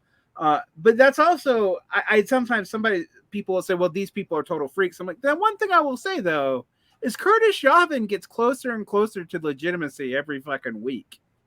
Like, then that's not true for Nick Land, because I guess tentacle monsters who want to destroy all humanity, it's hard to tell people as politics. And let's do super eugenics through hyper capitalism. But hey, the United States should have a smart CEO. Yeah, like, you can sell people that bullshit. Yeah, right. I mean, Curtis Chauvin is the softening of Nick Land's politics. And I wouldn't quite put it that way, but well, it was softening. I mean, more like, I don't mean that it's actually softening it, but it's like the quiet parts are said at medium voice instead of glaringly out loud. Like, yeah, although I mean, one of the things that's interesting, and this is another place where like I talk about the difference between the neo-reactionaries and the fascists, is like fascism embraces acting in bad faith as a positive virtue, right? Because they want to destroy the liberal norms of liberal democracy by producing contradictions, right? They want to trip us over the paradox of tolerance. And so they want to get you to like support free speech so they can immediately use that speech to suppress free speech. Like that's always what they do. Like it's like they will literally yell fire in a crowded theater, and that's integral to their method, right? Is they're always operating in bad faith, and whereas the neo-reactionaries say what you will, do speak in good faith. They'll just tell you what they think. And they think, evil and stupid things, like, morally repulsive and illogical and, unrealistic, but they will just lay it on the line, right? There is no coyness to them, right? Except this sort of like rhetorical playfulness that they tend toward. So I guess this leads me to one more question when we talk about constitutional crises. We've had this resurgence in populism. I'm not a populist, despite what people might think, but I'm not an anti-populist either. I just don't see either of those routes as particularly, useful for what I want. Like, one of the things I will say to liberate all humanity, you sometimes have to tell them that they're full of shit. And so, like, just flattering everyone, which is kind of a trait of populism as is expressed in the late 20th century. It's different in the early 20th century, admittedly. Like 19th century populism and early 20th century populism is tripped up by racism, right? That's what trips it up. That's what ruins its ability to join up with the socialists, and the socialist ability to really be a force in American politics gets tied up in the race question. And I think people who deny that, they really don't. They're denying. They can't understand what's happening. They look for other boogeymen to explain, why we haven't had the glorious socialist victory. Right. I mean, basically, the reason why FDR is able to step in and kind of consolidate this new weird coalition. I mean, and that is a weird coalition of socialists, populists, Democrats, Dixiecrats, communists, etc. And yes, there's an attempt to write the communist out because no one wants to admit it after the 50s, but they were there. They're also pissed about it. Don't get, but they were restless the whole time, and but the civil rights movement's leadership comes from them. Like that's one of the things that's like kind of been erased by history. But there's like a reason why I'm like, okay, there's a reason why when you go look up Black literature, like Richard Wright, Lorraine Hansberry, James Baldwin, they all get their start in the Communist Party. They don't stay there, but they get a start at it because basically at that point they were the people, like they're the people driving like the folk arts collective and collecting Black art and Black culture. That's actually coming out of like communist in coalition with FDR. Like, and the CPOSA actually drives that and keeps it around during the 50s. And then it kind of falls apart at the end, actually, not the beginning of the Red Scare. Part of that is a lot of Black people's response to the legacy of Stalinism by the 60s. And part of that is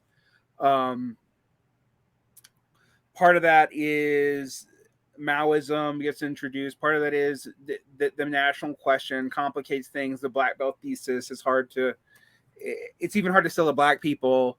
One of the interesting things I discovered is like recently, which I actually didn't realize, is the Black Belt thesis was actually one of the hindrances to Black organizing because a lot of people thought it was a pipe dream. That's interesting. And for people who don't know, the Black Belt thesis was the idea that you would take a section of the Black Belt of the South and actually turn it into a sovereign nation, the way Soviets recognized national groups and whatever socialist future that you had. So this is understudied because it's all kind of erased by the Red Scare, but it's beginning to be studied now.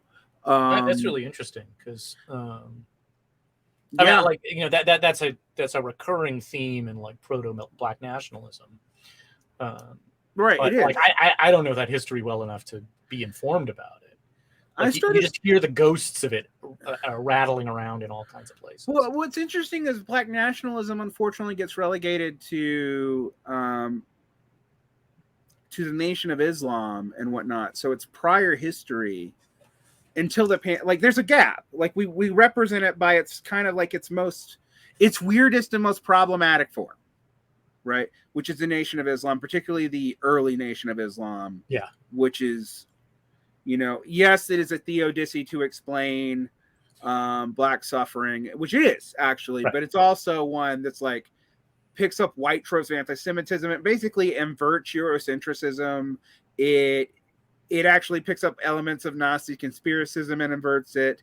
And unfortunately, and I know this from living in the South, and I lived near the Nuwaubians, so I have direct personal experience with this. For those of you who don't know what the Nuwaubians are, the people a certain famous actor got in trouble by hanging out with.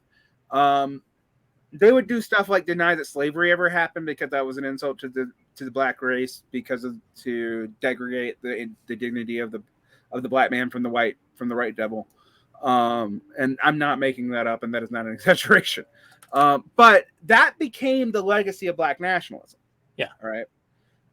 Not the debates within the CPUSA and then later on within the Black Panther Party. And the Black Panther Party also ends up being caricatured by members of the Nation of Islam who split off and take its name that have nothing to do with it. They're not the only black nationalists to come out of that.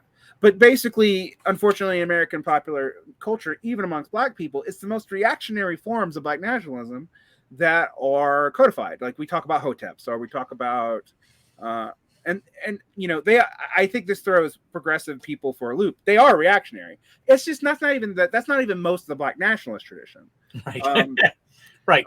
It just is loud and its voice carries for the reasons that it does. Right. And the other parts of the black nationalist tradition are more ambivalent because the Black Panthers end up kind of rejecting, not totally rejecting black nationalism, but thinking that like civic nationalism is good, but that you need like universal socialism for black people to get ahead.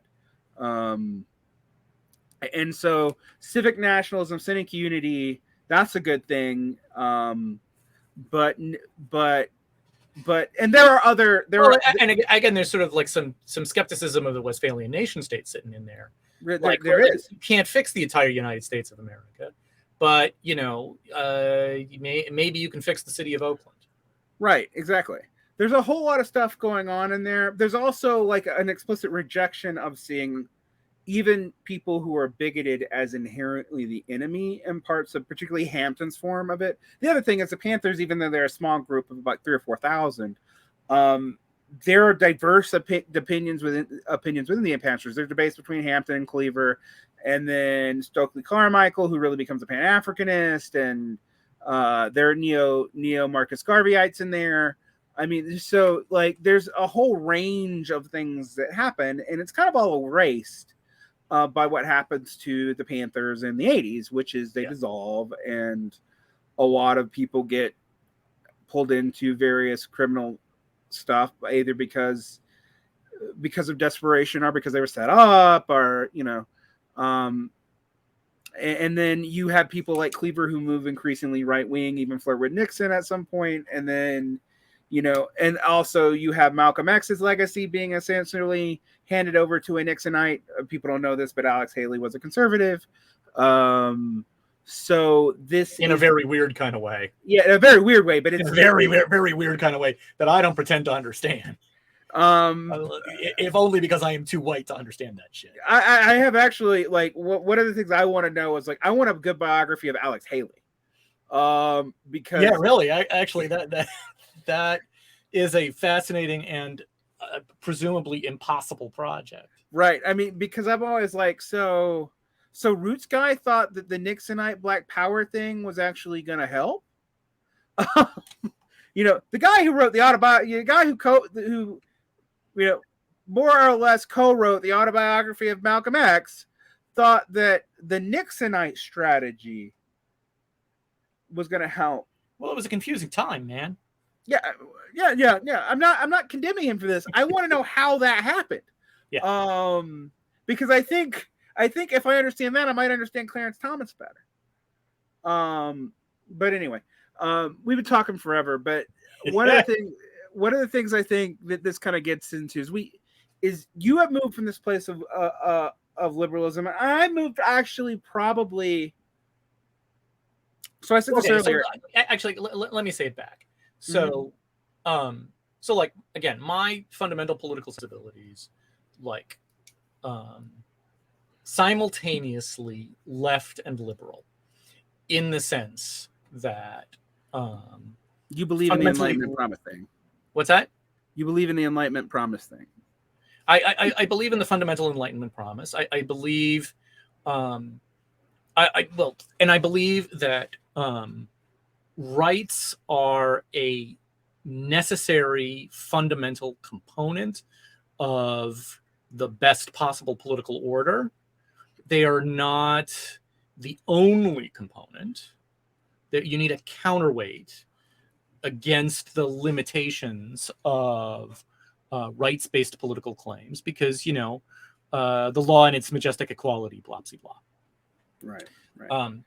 So, whereas I view the law as classed inherently, so it's like but I have an ambivalence. Like when I talk about the contradictions of rights, you'll notice I don't want to throw out their content. Like because I am like, people should have freedom of association. People should have freedom of speech. People should have, and I don't actually. Where I would go, in some ways, this is the radical socialist position. They shouldn't just have it in the public sphere. They should have it all the time. Exactly. Like, well, and this is where, like, Enlightenment liberalism as in liberal democracy drives me to a socialist conception, right? Mm-hmm.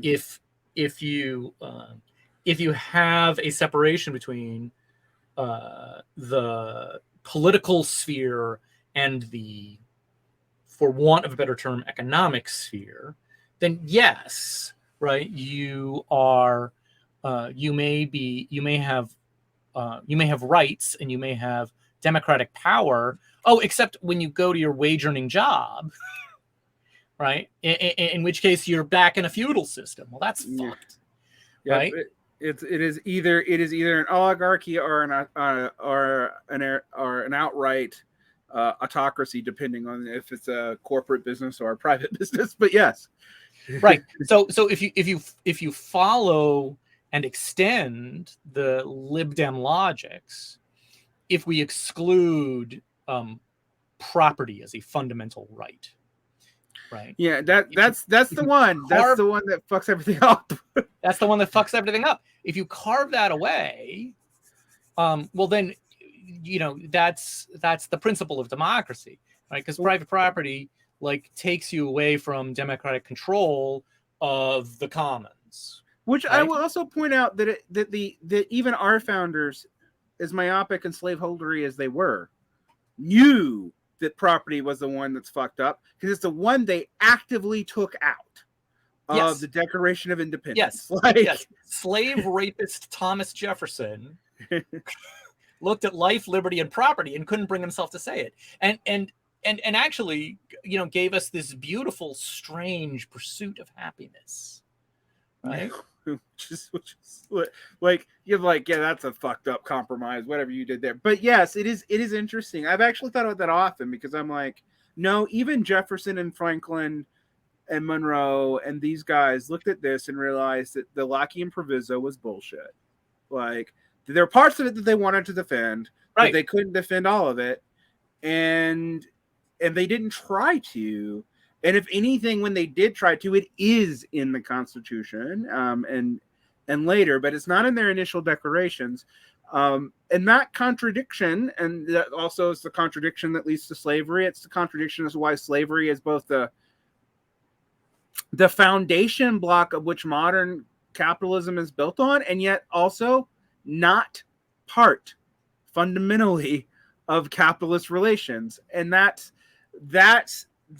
Well, and in fact, it's the abolition of slavery, right, which puts you into this transition to which, through historical, not entirely coincidence, right, aligns with the moment in which industrialization really starts to happen.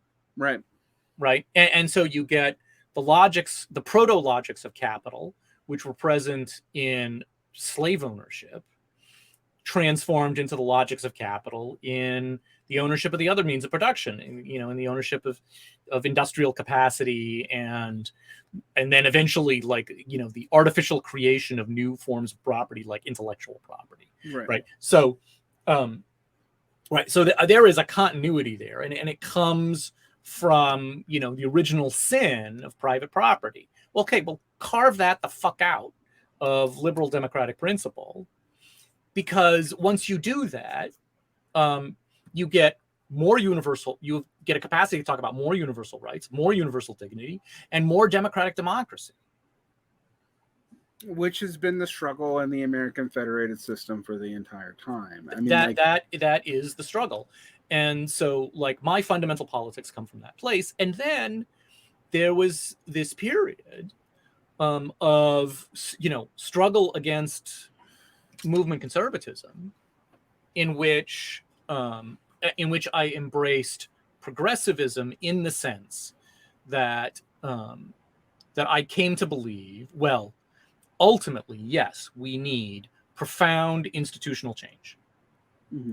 Right, the fundamental institutions, like you got to displace capitalism, you got to displace these other institutions, and also there are meaningful victories to be achieved through ordinary electoral politics. There are fights worth fighting and worth investing energy in, because institutional change is long and slow and hard. And in the meantime, you also got to do, like, the liberal stuff, right? Yeah. And so for a long time, I was in that progressive place in which you have to operate within institutions and also simultaneously work to transform institutions. Which a lot of socialists believe. I mean, that's essentially what the DSA's inside-outside argument is about. Yes. And in the last decade, I came to believe, for a host of reasons, that no, actually, the work within institutions is hopelessly fucked. It's hopelessly fucked because of the breakdown of American institutions. It's hopelessly fucked because of, like, the historically contingent circumstances of American political process. And most importantly, it's fucked because the material sustainability of human civilization is on the line. Yeah. And existing institutions are working hard to destroy the material sustainability of human civilization. There is nothing more important than that. There is, in fact, everything else put together is not as important as that. Yeah. And so, yeah, institutional change has to be where our locus is. And so that is the thing on which I am radicalized. And then on top of that, we have this, profound constitutional and institutional crisis in these United States, in which there is no rescuing the institutions. The institutions are collapsing. They are going to get displaced. So we have to think about what happens on the far side of that. Because the currently the horse in the lead is fascism. Right. Well, what I said, actually, and this was not my critique of you, this was my critique of socialists. The socialist movement in America had inadvertently, in a way similar to what the Tea Party right had did to the Republicans before Trump, actually, given a center the appearance of a dynamicism that allowed it to believe they didn't have to change, or that all it had to do was lip service. Yeah. Which is what you got. Biden made a lot of progressive lip service. He did. And for about a month, even I was like, well, maybe there's something to it. Maybe material conditions have foisted it upon him. But then I heard a lot. I gave it up after a month. Well, and you were like 4 months ahead of me. Right. But I knew socialists who were behind you. Like, yeah. So, and maybe and I respect the reasons why people would be slow to register that, because it was confusing. And I think what's happened now is I think even normies, like I listen to podcasts run by like middle class, vaguely liberal people, and they're like, well, if AOC or Biden asked me to vote when I've already voted them in one more fucking time, like I'm just gonna leave the country and watch it burn. And like it doesn't work. Because it doesn't fucking work. And these are complete and total normies. They're not politically interested people. They're just normal fucking Democrats. And now I'm like, I'm not gonna say I've been vindicated because I've been wrong about stuff too, right? but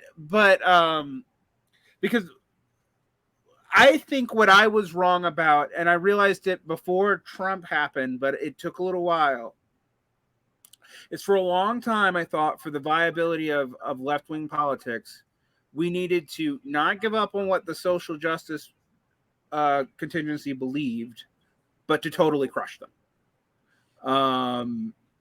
Because they were institutionalists. They were the people nearest us. They were the people we could fight with and win.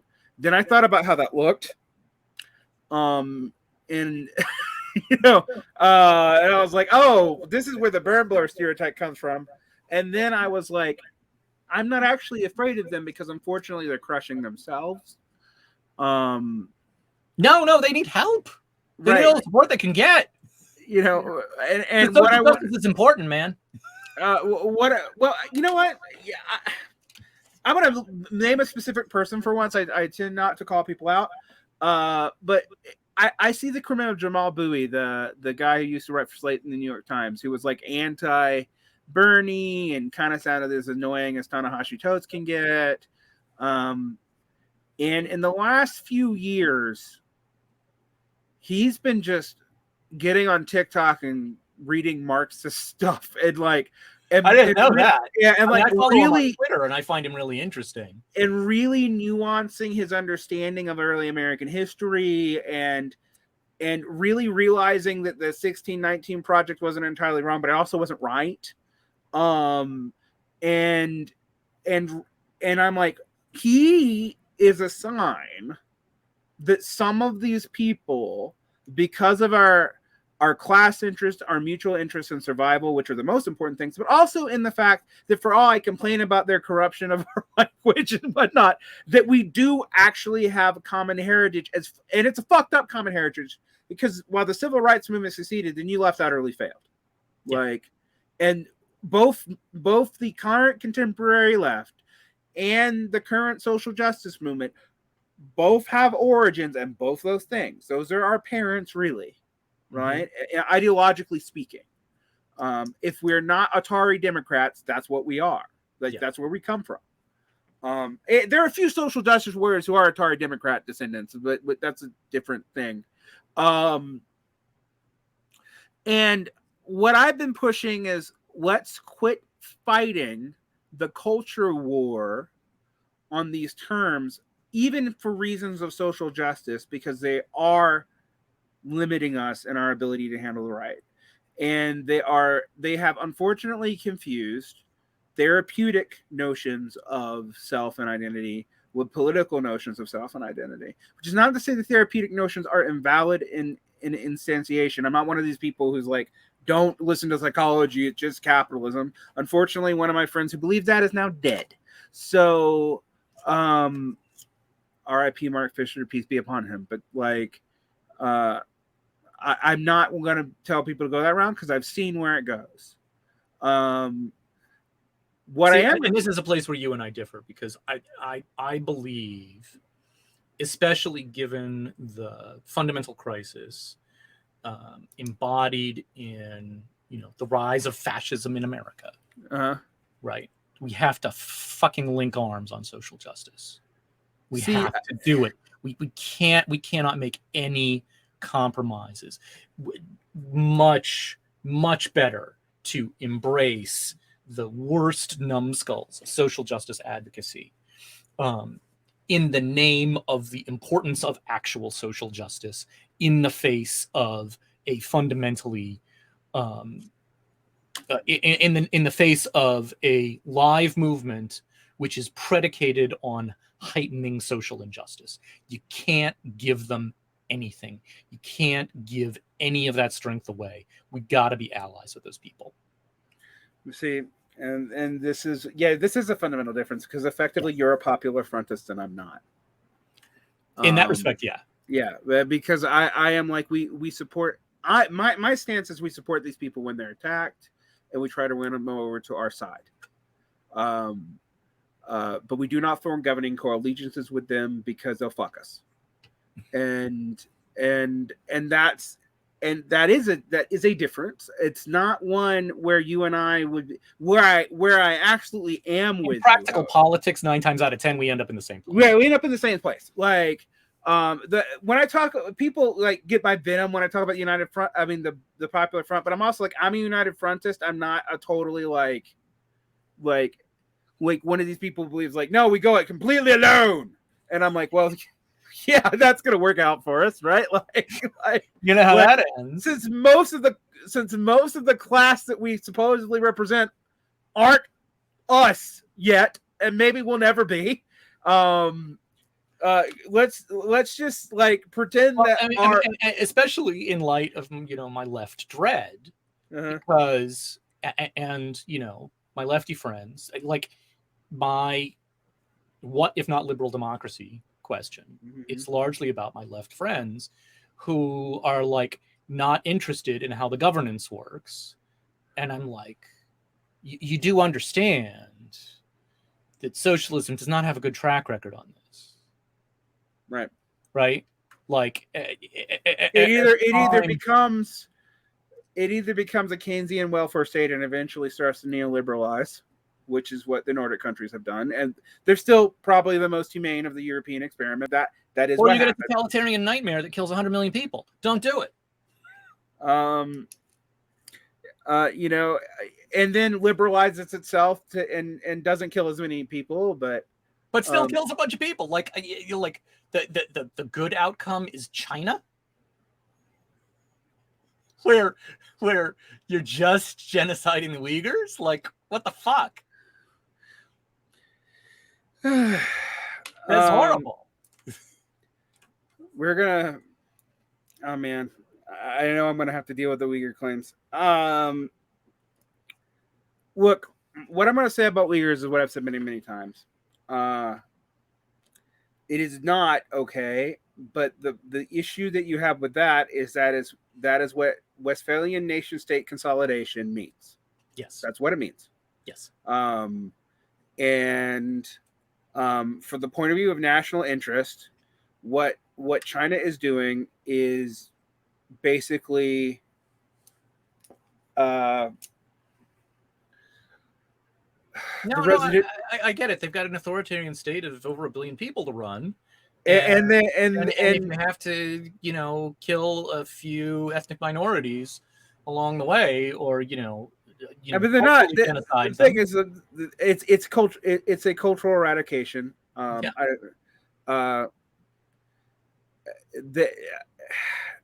not going to defend what's happening in the Western. No, obviously not. Because I've actually met Uyghurs, so it's like, I also don't. What I don't like is the way this has been used as a political football to distract from a whole lot of other things, and it's not that look. It's the vivid example of how, for all of its profound virtues, China is an authoritarian state, and it's also authoritarianism is bad.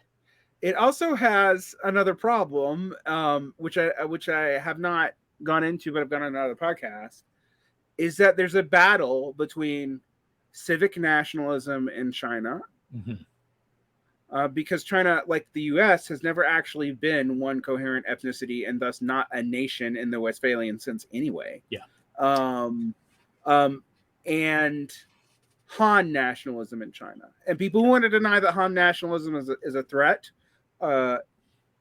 are wrong. Well, I mean, I don't know a lot about China, but I know enough to know that Han nationalism is always a fucking threat. Right. And that there are elements in the Politburo. They're not in power right now, but they're not in power either. Right. But they're present. They're not Xi Jinping. That are diehard Han nationalist. And that is why you've seen elements of China resurrect both people like Alan Bloom and Carl Schmitt. Yeah. Which I don't know what it is with that particular Nazi jurist that makes leftists want to resurrect him all the fucking time. And yes, I have read him. I have read only enough to recoil in appropriate disgust. Well, one of the things is people talk about the friend-enemy distinction, but I'm like, have you read that entire book? There's a lot more to that, like about what's going on than what you're saying, and you seem to read it selectively as fuck. Like, and actually, Schmitt to me is what we should be afraid of developing in American, the American right, because Smithianism is not entirely racialist, and that's what makes it so fucking sneaky. It's it's ethno-religiousist, which I can tell, but was totally copacetic with racialism to meet its goals, which is what I can tell you where the far right after the, well, right, and the Schmittian framework can be grounded in, again, like whatever sense of equality you want, right? But like all of those outcomes are terrible, and that's where I get back to, like, rights and democracy. Like, you got to have rights for everybody. You got to have everyone democratically included, and that's really fucking hard because people are fucking terrible. But and you have to risk that. I mean, this is the one thing I would say about the American political system right now, in which the right openly disdains democracy but appeals to its spirit. Well, it appeals to it rhetorically. Right. But that's why I said appeals to its spirit. It's a rhetorical invocation of why you might want it, what it speaks to, right?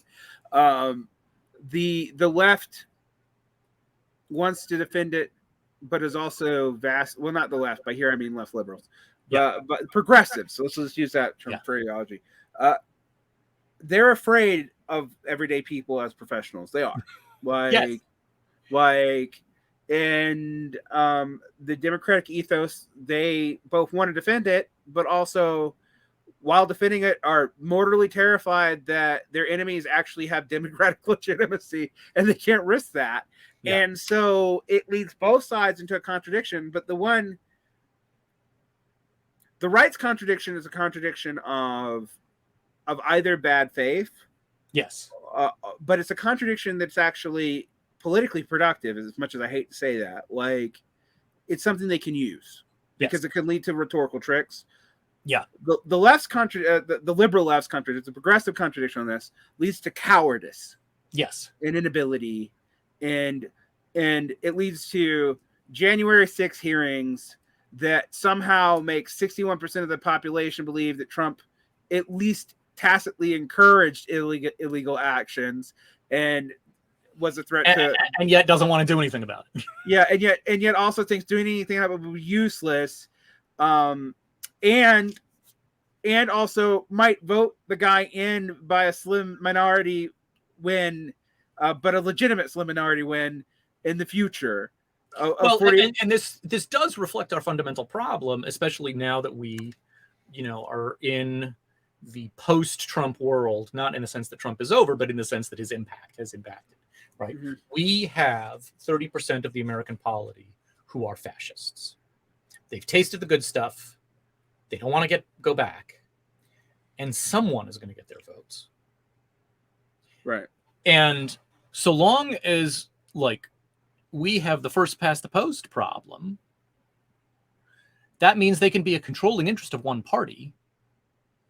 And the logics of a two-party system are that basically each party gets the rudder half the time, and we cannot afford to have a fascist party ever dominate American politics, ever. We have to win every election, right? And yes, 70% of But we're not going to win the midterms this year. We're not. We know that.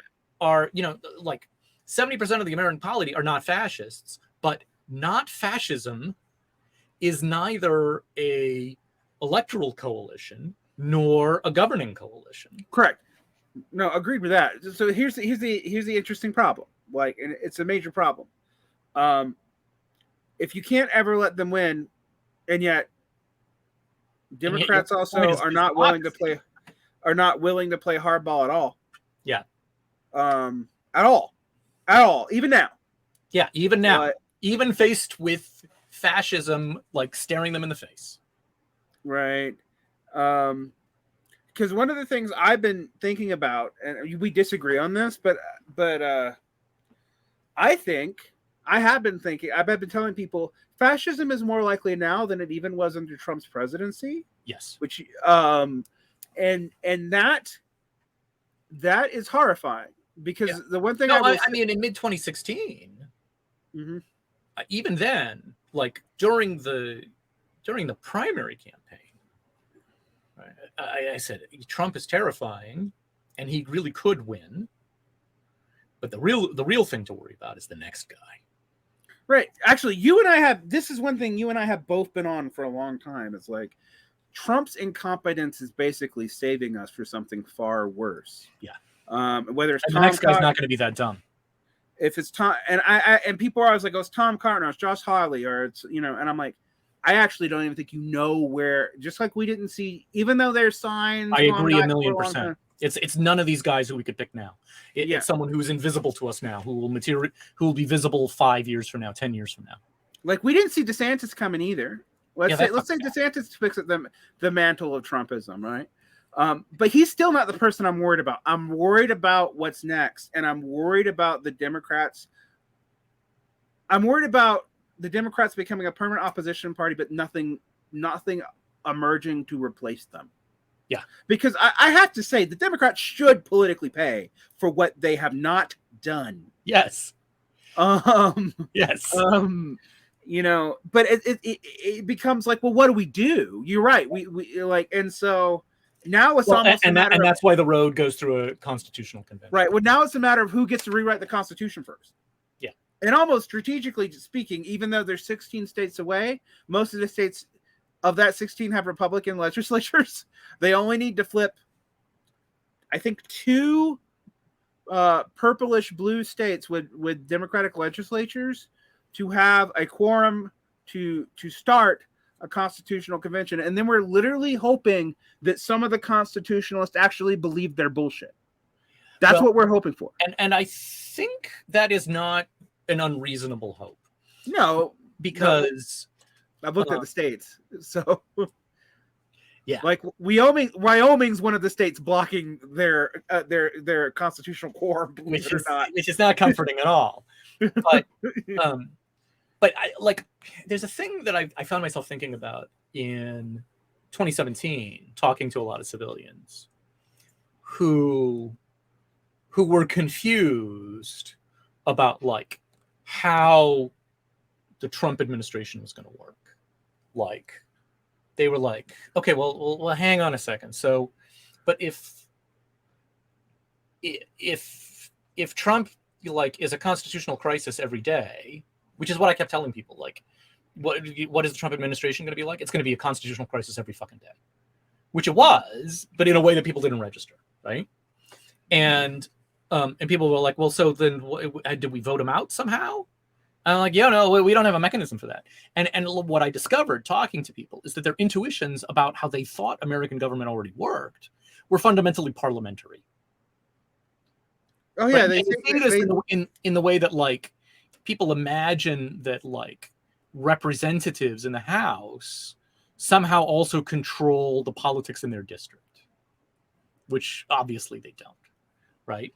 And so people have these weird parliamentary intuitions, which means that we could come out of a constitutional convention with an actually more parliamentary system.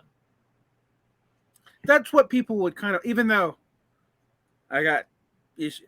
Which parliamentary system you pick really matters, because like I've just been comparing like France, Germany, and England, and I'm like, Germany kind of makes sense. France and England don't. They have completely different problems. Yeah. But so I don't, and first past the post is still a problem in a parliamentary system. Yeah, I've got a solution for that. Yeah, I know. That's not hard. The harder thing to sell Americans on, and this is a deep process, is I'm like, you got to consolidate some states because it doesn't make sense. It's not fair to either side of the equation the way it is currently set up. And what do I mean by that? I mean, like, California and Texas can bully all kinds of things around, not just, school boards or whatever. There's also a sense in which I agree. You have to break the power of the states, which is hard since the states ratify the Constitution. But again, I point to the example of the last time we had a constitutional convention, right? Which is that the convention came out saying, "Okay, we've also decided how this is going to get ratified." Right. So we actually call another constitutional convention. Right, they are not going to go through the approval process that's in the existing Constitution. They are going to come out the same way. They're going to say, "Okay, here's how we're going to ratify this." Maybe it's a national plebiscite. I don't fucking know. Right. I mean, well, here's the thing. The thing is, right now, the most likely group to even have the ambition to do this is the right. Yeah, and it's the rightest like, part incredibly of the right. terrible people on the right.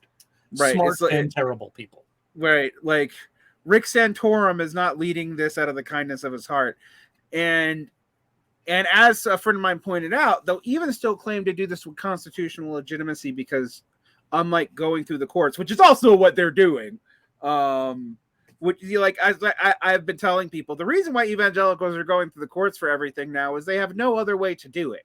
Not only do they have to have Roe v. Wade, they do not have the majorities of the population enough to vote their shit through. Even with all their gerrymandered bullshit, they can't do it. Right. So it's, ironically, the person who's most perceptive on this, you're gonna laugh, is Ron fucking Dreyer. Because he's been saying about all these Christian nationalists and these national conservatives, is like, if you try to rule this by legislative fiat, what you're gonna do is you're gonna wed the Christian movement to a state that is minoritarian and highly repressive, and when it gets overthrown, even if you're not the tyrant, you are going down with it. Which I've actually even said to some of my Christian friends, like, if you really have a problem with some of this stuff, you might not want to side with these people because you're going to go down with them. But that's also... Plus, you know how theocracies go, right? Like, they chew themselves up. Well, yeah. And in the United States, that would be immediate, as in what you said. For one, evangelicals are not even the majority of Christians anymore. For two, their intellectual powerhouse aren't evangelicals anyway; they're Catholics for the most part. Right. And for the three, evangelicals and the radical Catholics end up at each other's throats immediately, and then the evangelicals argue with each other over this doctrinal bullshit. Right, and I think about what happened to the Muslim Brotherhood. I laugh because it's a bitter laugh because I saw it in real life. And that was something where leftists were incredibly dumb on a lot of things. And I'm not talking about liberals. I'm talking about leftists because some of them are like, let's side with the Al-Sisi government. That was Samir Amin before he died, and some other people. And then a lot of them were also like Robert Fisk. Like the Islamicists represent the real democratic power base, and in the sense in which they were the only people who had any institution counter to the military. That was kind of true, but right. But that turns into a form of bonehead populism again. But it became a mixture of bonehead populism, authoritarian Morrissey, who died in jail now, I think recently, and debates in Parliament mostly about weird ass interpretations of Sharia law that didn't even fit with the Islamic University in Cairo's stance, which completely tore them apart. They also liquidated their leftist allies, which left them vulnerable to the military, and they didn't have the expertise to replace the military in the civil service. So, part of that's where my whole model for what happens if these people, if the worst happens and all of a sudden the military takes over, because I'm like, I don't think like some of these people, depending on which faction of them wins, they're not competent enough to run the system. Yeah, they don't have a big enough reservoir of competence. Do you know about the other Lobachevsky with political ponerology? A little bit, but go into that. So he was this guy who, was in the Eastern Bloc and experienced, totalitarian takeover, and was fascinated by the psychology of it in a sort of like what the fuck is going on? And his thesis is basically totalitarianism is what happens when psychopaths take the wheel and try to build their psychopath utopia. And because psychopaths are detached from reality, right? Because like they believe the things that feed their emotional needs. They speak to each other in code, and their psychopath utopia is one in which, like, everyone in authority is like them, but Right. there's not enough psychopaths to go around. It's yes, and you run out of the competent ones really fast, and that's how you end up with like the institutional rot characteristic of totalitarianism, which gets overcome in all of the ways that it does, usually after oceans of blood and screaming. Right. Well, I've thought a lot about this. I don't love the category of totalitarian, partly because it's Arendtian origins, but like, it's what I do think is accurate there isn't a kind of authoritarian want to live in, to get rid of all social antagonism, and it can manifest in a variety of ways, and it is basically psychopathic. That I totally agree with you. I mean, like, I don't like pathologizing this, but that is the closest. But it's unavoidable if you look at it. Right, there is a pathology, and in complexity studies we refer to this as the strongman answer to an overcomplex problem. But what that almost always precipitates, if you read Tainter, Joseph Tainter, is it precipitates total systemic collapse. Yes. All right, because what happens is exactly what you just said. They get like you have the authority becomes a war of not of authority legitimacy, but a war of absolute authority of all against all within that sphere. There's not that many people attracted to that in the first place. The people not attracted to that don't tend to be competent, and when they do tend to be competent, there's only so many of them, and you're going to kill them all as threats to your own power base generally, and the competent ones go first. So, and ipso facto, you have a non-functioning state pretty quickly. There's a reason why that didn't happen in China. And the reason is there was counterbalances to Mao, and there and not just Dungism. There's a lot of them, and Zhou Enlai, and Mao's own politics being kind of incoherent.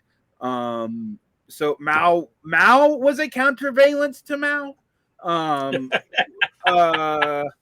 Which, I mean, because it also turns out Confucianism is really fucking resilient. Yeah, well, that's true too. But that's why that's why the post-Dungists resuscitated it.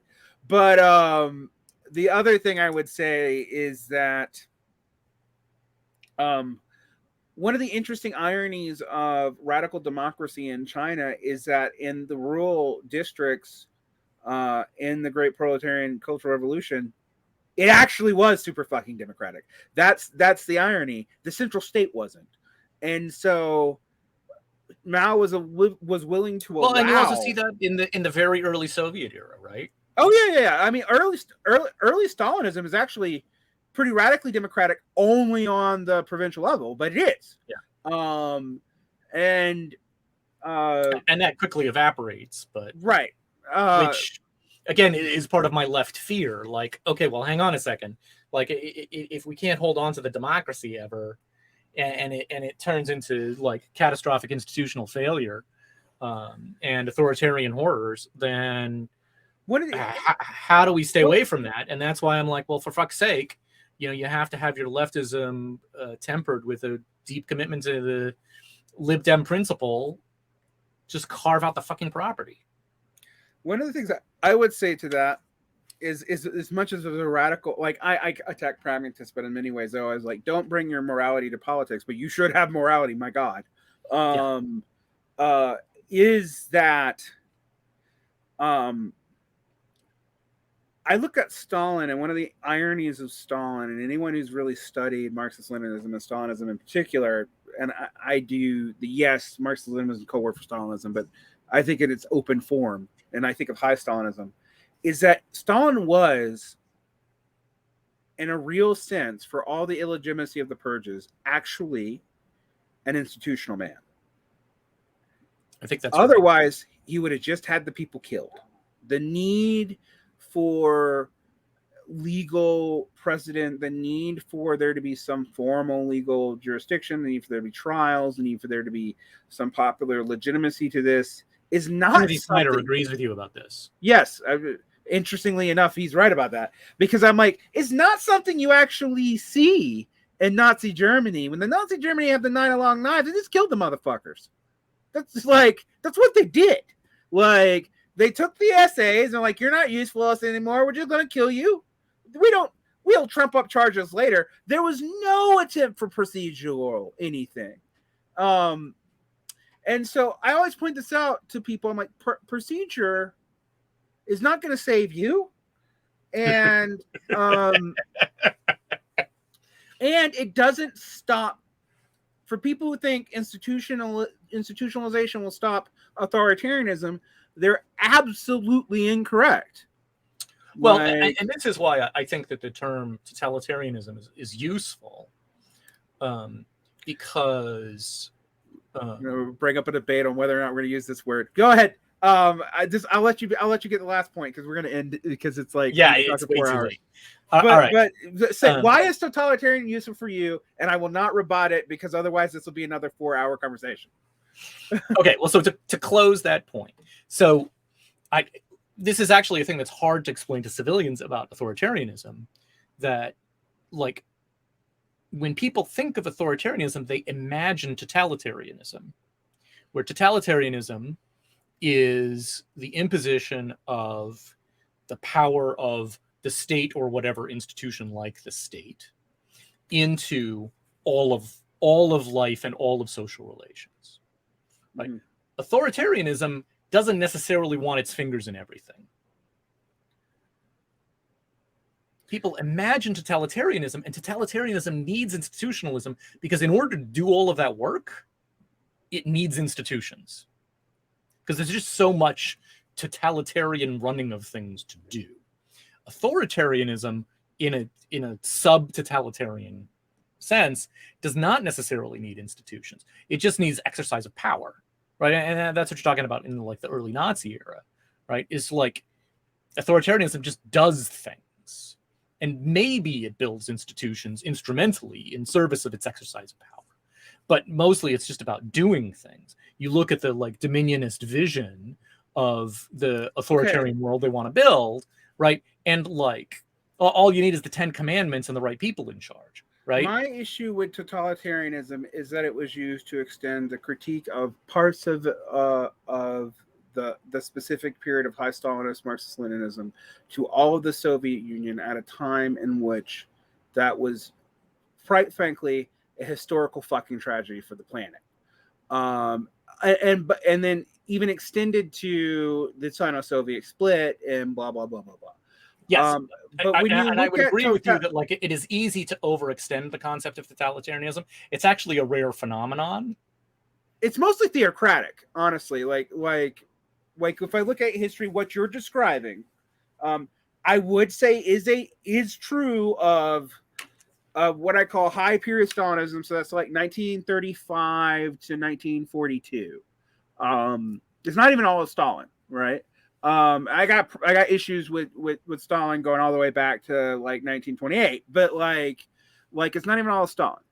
But I got issues with elements of Lenin. And it's not all of Nazi Germany either. No, it's not. Actually, Nazi Germany is totalitarian during a significant window, right? When it has the grip to be able to do that.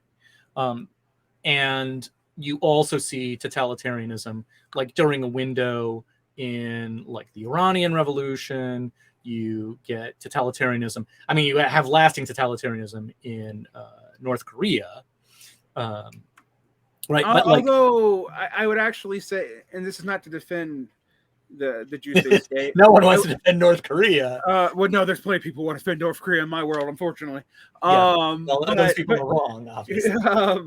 But one of the things I will say is actually the liberalization of the North Korean economy, which has occurred of the Kim Jong-un, has indicated a shift out of the hard totalitarianism or the hard authoritarianism, which is what I would call it, of both his grandfather and his father, to something more like everywhere else. I mean, there has been now it's weird, and there's still some pretty I would say it's just a shift. It's still one of the countries I say still run that way. Whereas, for example, I don't think Cuba, for good or ill, was ever run that way. Like, I don't think Cuba was ever totalitarian by the way you defined it. I agree. Cuba was never totalitarian. It was certainly authoritarian and had problems with authoritarianism. But again, I want to use totalitarianism pretty narrowly, right? But I would quibble over North Korea, because I would say that although you have a liberalization of policy, you still have a North Korean state which claims an interest in every possible thing. Well, yeah, that's true. Right. Just as in East Germany, right, you have a state which ultimately comes to claim an interest in everything, such that it wants everyone in the country to be under surveillance all the time, and almost manages it despite the logistical impossibility, right? Like, that's the characteristic of totalitarianism. Like, authoritarianism may have vast areas of society that it doesn't claim an interest in. Right. Well, yeah, we would say, I would say this is factually probably true. Honestly, and I'm not pissing people off. Honestly, in the Russia-Ukraine war, both sides are becoming, one side was and one side is becoming authoritarian. There is right, and actually, contemporary Russia is a perfect example of an authoritarianism. Yes, it doesn't give shit about like most of life. Like the Russian state is radically disinterested in a bunch of stuff that a state actually should be interested in. Yeah. Right. Yeah. Oh yeah. Agreed. It operates on authoritarian logics. It's not totalitarian at all. Like, it mostly doesn't give a shit. Like, it barely does any governance. Right. One of the things I point out to people is like the Soviet, and I'm saying Soviet here on purpose. Like, the Soviet Union does not exist in Russia. Any continuity of that's kind of weirdly bullshit. But the Soviet economy, as in the fields in which they invested in when the Khrushchev internal consumerization policy was rejected in the late 60s, early 60s, is still the economy they operate off of, even with the whole oligarchical transition and de-oligarchization and all that. Right. It's the same machinery. Right. And that's despite having one of the most educated populations on the goddamn planet. It didn't transition to a primarily consumer economy. There's a reason why you don't buy Russian goods except for luxury goods that were produced during the Tsarist period, and a couple of weapons. It's because they never transitioned the economy out of primarily energy and food. Now, they are the breadbasket to Europe, and frankly, now, because of stupid policy decisions, the energy providers to Europe. And by the way, as deglobalization happens, which unfortunately is almost inevitable at this point, Europe is fucked. Like, we haven't gone into that. Like they're gonna have some major problems. Supply chain. Yeah, one of the interesting things about the U.S. is on paper, despite the fact that our empire is declining rapidly. On paper, we're actually, as the nation that was, as the empire solidified and jailed after the Civil War, by the early 20th century. We're actually, until the rainforest goes away, probably in good shape to handle most of the situations. What we're dealing with is our infrastructure, our physical infrastructure decaying, and our general institutional failure, and our dependence on the empire, which we don't like to talk about having, creates a host of problems that will create internal political problems. Right, but we actually don't have resource problems. So right, no, like we're still incredibly resource rich. We have terrific watersheds, like all of that shit. Yeah, I mean, like, so I'm going to wrap us up with good idea. With a burst of optimism. Okay, you do that because I'm bad at that. Go ahead.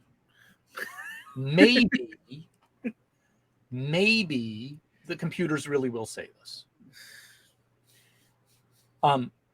Because I think that the reason why attempts at socialist societies break down, aside from the intervention of the Central Intelligence Agency, is that I really wish they really were as integral in ruining everything as everybody, because I just don't see any evidence that they're that competent. But go ahead. I mean, they're extremely incompetent, but breaking things is easier than making things. But like you look at the Soviet Union, and for the first couple of decades, actually having smart guys with pencils and green eye shades in Moscow planning things out kind of worked. Oh yeah. But eventually you end up with a distributed computation problem. Right. And that's the thing that markets do well relative to those attempts at planning. Right. But cybernetics does it better. We've got computers and sensors now. Right. Does it maybe, better? And nobody knows, but maybe you really can digitize the entire supply chain for the planet and actually figure out where to put the stuff so that everybody gets what they need. So this is where I do have some optimism. There are limits to cybernetics theory, including like the amount of energy it takes to clean up databases and whatnot. And cybernetics theory is not a theory of computers; it's a theory of information exchange. It enabled the internet. It's also initially Soviet, but for reasons actually you're right about, which was the fear of not having a perfectly planned centralized system. The Soviets sat on it, even while developing parts of it into the 1980s, until the Soviet Union fell. Yeah. Like, which is always why it's hilarious to me when people are like, your cell phone is proof of capitalism. I'm like, motherfucker, this is based off a couple of Soviet technologies, definitely a Soviet systems theory that was taken into management by some people who were kind of socialist friendly, the early cybernetics thinkers, even taken to Chile to try to make their government work. And it would have worked too if it weren't for those meddling kids. Yeah, and that one really is a mixture of CIA plus local reactionary elements. That one's fair. That one really is. And then the other side of this thing, of course, comes from institutional government spending on both big and small science here in these United States. Well, yeah, I mean, the military, because that's the one thing we can do institutional spending on. Developed this even for peace uses in a way, and it was totally R&D funded, and also the people who did privatize it, like the inventor of the World Wide Web in Britain, forgoed copyright so it could be fully developed worldwide. So at no point is the internet a proof of the efficacy of capitalism. Like at every fucking step, it's not. So it's vanguardist nerds all the way down, man. And actually, one of the things I will say is the reason why the internet's become a hellscape is its neoliberal brandization mixed with its being the only place left of quasi-public speech. Those two things together ruined it. There's a reason why it feels shittier than it did in the 1990s. Yes, there's always been weirdos on the internet. I mean, that's that. But the branding, the algorithms, all these things are specific. And they're specific to a kind of capitalist rent seeking that also really fucks with political entangled with libertarian fantasies that the resources that the state provisioned resources that enable all of those things aren't really necessary because they become invisible. Yeah, you really see this with Bitcoin, which ignores, the power grid, the server farms, the integrated networks, and the guys with guns who will show up if you won't accept a $20 bill. Right. And the fact that also Bitcoin isn't really a currency and can't be a currency because it's too deflationary but I mean, like it is, to me, that's the most obvious instantiation of it. But I also point that out when people stop with that, and I'm like, but that's true for the entire internet. Like, all this it's just hidden all the massive physical research costs of automating all this, keeping all this up, is real. No, it's all public goods, man. Yeah. And it's real and public, and there are limits to it too. So, like, that's where, like, yes, if the computers, but unlike nerds, civilians understand on some level that this stuff is built on public goods. Well, yeah, that's true. Actually, they do. Yeah. They don't profoundly understand it, but their fundamental intuition is, well, yeah, this is enabled by all these public resources that need to be provided somehow. That's why, like, public co-ops that are government run, and I'm not totally a believer in a state, but this is a true fact, are even popular in conservative areas because they work and they're not inefficient. And the great irony of the neoliberal area that every leftist and even stupid fucking progressive should pick up from me, the government as a body of expense and as an input into your daily life expanded during the neoliberal era and became less efficient, and every single variable, because just on a simple fact that it really just makes more sense to directly employ someone by the government than to have 50 fucking contractors do everything at compete for extra cost and profit. Like, come on. It becomes very clear the problems with this over and over and over again. And the youngs have intuition about that because they've experienced it directly. I honestly, even the olds, at least when you talk about like the when they see what happens to neoliberalized power grids, they get all pissy. Yeah. Like, and they're not wrong. Right. Anyway. Can't we just do this right, please? Yeah. And with that, and on that note of strange optimism, I don't know if we solved anything, but I had fun. I don't know if anyone will ever watch this. But if anyone is actually watching, I hope that it was fun and illuminating for them too. My audience on YouTube is actually smallish, but my audience in the broader world podcast gets about the average podcast gets about 1,000 downloads, which is not bad. That's not too shitty. Particularly when I have it, particularly when I have a penchant for doing 2 to 4 hour podcasts. So, like, not bad. All right. Thank you, Jonathan. It was lovely talking to you. People can probably see that we had camaraderie. They'll probably be trying to figure out how I'm secretly a liberal now.